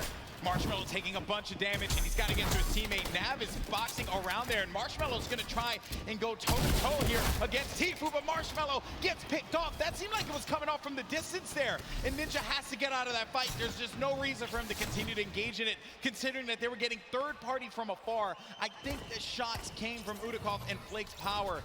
over on top of that tower and punish Marshmello when he exposed himself and he jumped on top of that ramp. Tfue really showing why he's a World Cup qualifier. This is still here. happening, by the way. Oh yeah, they're ready. Looks like Mario's left to save Nick Merckx here. He's going for the revive. Aiden's gonna go in for the fight though. Mario's gotta be prepared for this. And Nick Merckx trying to direct traffic. He's got a few seconds here to pick him up. Aiden right outside. He's trying to pummel his way in through the doorway. Mario, again, setting up the defense, helping him out. Aiden, very weak. Came second place at the Summer Block Party, Monster. That's right. Can the Trailblazer, professional basketball player, Mario, fend off Aiden, Ghost Aiden right here, right now to save Nick Merckx. And he's going to be hacking around each wall here. He always does it. Him off and he gets ownership of the wall. You never want to go toe-to-toe with Aiden in the box, baby. He's going to punish you every time. Such a clean wall-taking transition. Always using the same rhythm. Hits the left wall, hits the right wall, doubles back, takes the wall, makes the quick edit, and it's his to go here. Sinnoh and O-King now hopping back with our previous Game 1 winners here. Still in the running, 2 eliminations. Tons of materials, launch pads, campfire. He's got everything he needs. And what's even better, they have the circle. The circle is in their advantage. We're now into Storm Phase 5. I'll tell you right now, he's going to build all the way up and start crushing players when you got zone like this. Let's see it. Now, some of you may be wondering what's going on right here. Maybe you're new to Fortnite. What he's doing is he's using the edit to peek through the pyramid so that this way he can get the lay of the land. Fortnite's all about information. What can you get out of players rotating? Who can you punish? If they're going to be out in the field exposed, that can give you some more eliminations. More eliminations means more points. Kind of like what Sinnoh's seeing right here. This guy walking around by himself, and he knows that players are going to be above too because he's hearing the shots that are happening above him. That's going to be Jelty and Garborever over there as well. I like that. Here comes an artillery strike right on Mip's head. He is in the fray here, but Mip also tons of mobility here. He's got the minis. There you go. He knows he's on camera. What's up, Mip? There you go. Okay, so use the launch pad to get out, but he's in the sky, and those players are going to be hanging around him. He could get picked off. Dr. Lupo in the storm, but Dr. Lupo, no, unfortunately for him. Overstood his welcome in the storm right there. It does manage to tick him off. He secured the point before he was taken out there, but back to Myth. Myth's got 8 eliminations. He's so close to some placement here. Remember, they just have to get top 15 with the duo. There's only 20 duos remaining in the lobby here. The way this format works, it's similar to your other competitive formats that we've had over the weeks of qualifiers. Every elimination's a point. Oh, a lot of great players are still going to be in this fight here. Monster, Airwalks is in the fight. Grime as well. Symphony, Tim the Tatman. Got Marksman, Cloak, Aiden. He was taking a bunch of damage. He's going to go down from his teammate, Sean, who takes him out. Wow. Gets Nick a 30. Symphony finds Ellie. And here's Sinnoh, Game 1 winner, still living his best life. Picking the fights that he needs to take. King gets an elimination as well. That's going to be 3 points for this duo. And he's letting these guys above him deal with him. Ninja having to take so many shots and play defense. He's running out of materials quickly. When those shots are coming through, you'll be shocked how quickly you're going to lose out on the wood, the metal, the brick. Yeah, it really was a nightmare scenario for a second there. Forced to drop the campfire prematurely and go into the surf juice here, but they didn't forget about him. As soon as he picks, he gets lasered down, and all of his health is now gone. And Tfue, perched up right here, is going to catch Sinnoh straight out the sky. That is huge, Monster. He gets Sinnoh, the Game 1 winner. That was the pacemaker for the Game 2. And now it could be Tfue playing that strategy that we saw in the Fortnite World Cup online qualifiers. Going for the high ground. He's going to be by himself, though. 5 eliminations. Player right in front of him. Waits it out. He's just looking for it here, Golden. Trying to see if he can find the shot, find the angle. This is what Tfue's known for, playing for those early high ground position. Holds here, and he's not afraid to go for it. There it is, chucks his way all the way across, takes the shots. Wow, this guy as well. And look, he's just gonna 90 on up. Great shots, has shockwave grenades, also has shadow bombs to utilize to his advantage if need be. Ninja's still going to be in a fight, as well as Cloak. The high ground's been eliminated, but that player does manage to get above him. That's going to be Sean. That was Sean who goes all the way up to the top. Tfue's going to be playing in the mid-ground. Symphony right next to him. Jacob still in the fray as well. Saw him in that crazy battle earlier on. He's still in the action. And look at what's going on. That circle's going to be moving toward that mountain, which means players have to start making their way up. You are seeing a truly competitive battle right here between Tfue and Sean, who is trying his hardest to take him off the high ground. But Tfue is now landing on Airwalks, another World Cup qualifier, and he is going for this high ground, truly machoing up with the impulses. He wants it, he's going all the way. Look, he just built it back up. That's Tfue's high ground, and no one else is going to take it unless it gets shot down, but he does stabilize there. Airwalks is looking to punish Tfue, and he does get above him there. There you see, right at the top, and then Myth is going to snake on out and just get to that side of the circle. Tfue taking damage. He has to be careful. He's in that Shadow Bomb state, so he can't build, but he needs to be quick with it, and he does manage to stabilize for it in the time being. Ninja's going to be in a world of hurt as well. Look at his HP. Will Tfue make the quick peek right here? He sees someone in the wall next to him.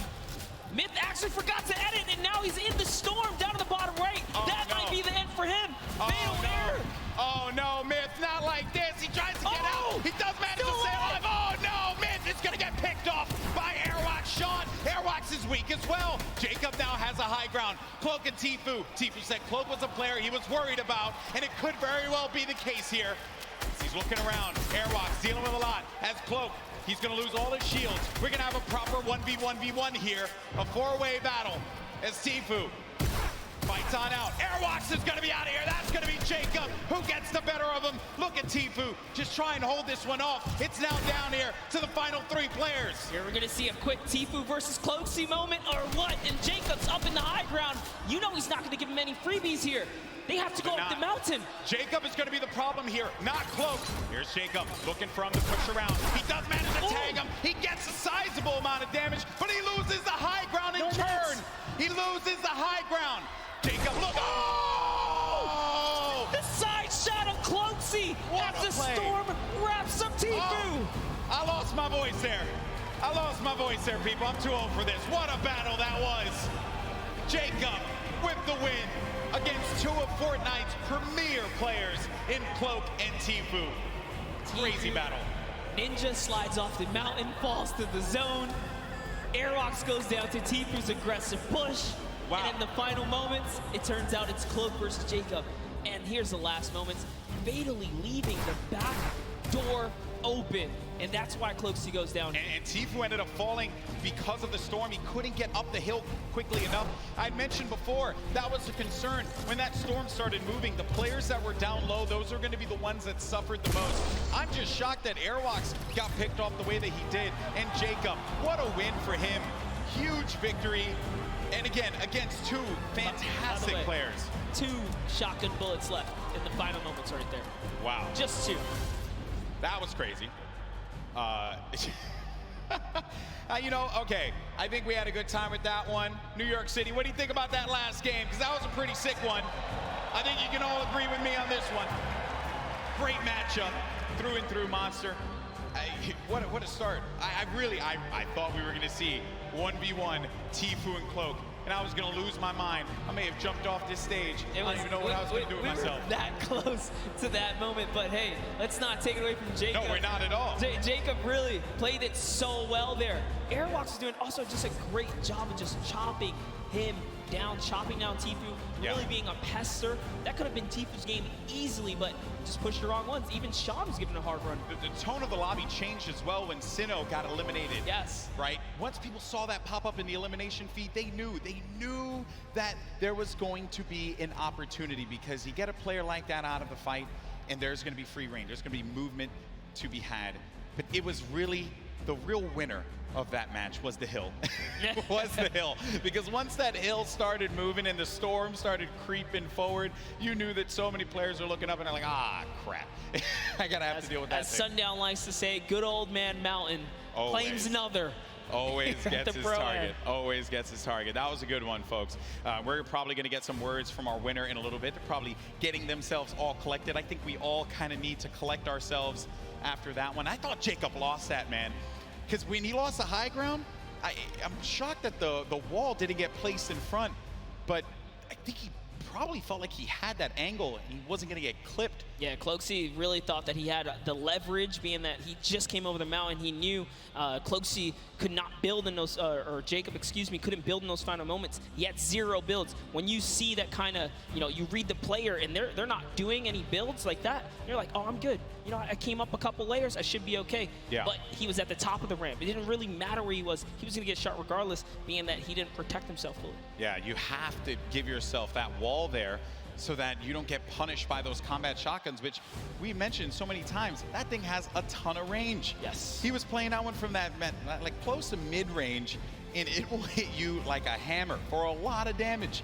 Before you know it, you're out of the game, you're back in the lobby, or you're going back to catering, So what a great matchup that was. Great moments through and through. Also, I believe it was Jacob that had that fight at the John Wick house. Yes. Against Ferris. Yeah, it was a long, exaggerated battle. Storyline right so there, people. Close. Yeah, he was nearly taken out at the start of the game. What a comeback story for him right here. Yeah. All the way from the furthest you can go east on the map here, one of the furthest points. From there to take it all the way to the end game and then find himself in the victory royale. That's a great game. That's his highlight moment. That's what you travel to New York City for right there. That's for sure. It all could have fell to pieces at that moment in time over by Paradise Palms, by the John Wick house, and then managing to keep his cool at the crazy moments there. Great plays, and I think that everyone thoroughly entertained with that. We have 2 more games, though. They're going to be coming up. Games 3 and 4. We're going to determine who the winner is. And I think we're waiting right now to get some words from our winner. Also, we'll get the updated standings to see where we are currently. And I have been informed that we do have an interview, but it's not just with Jacob. It's actually going to be with Jacob and the 2 people that he took out, Tfue and Cloak. Pooks, talk to me.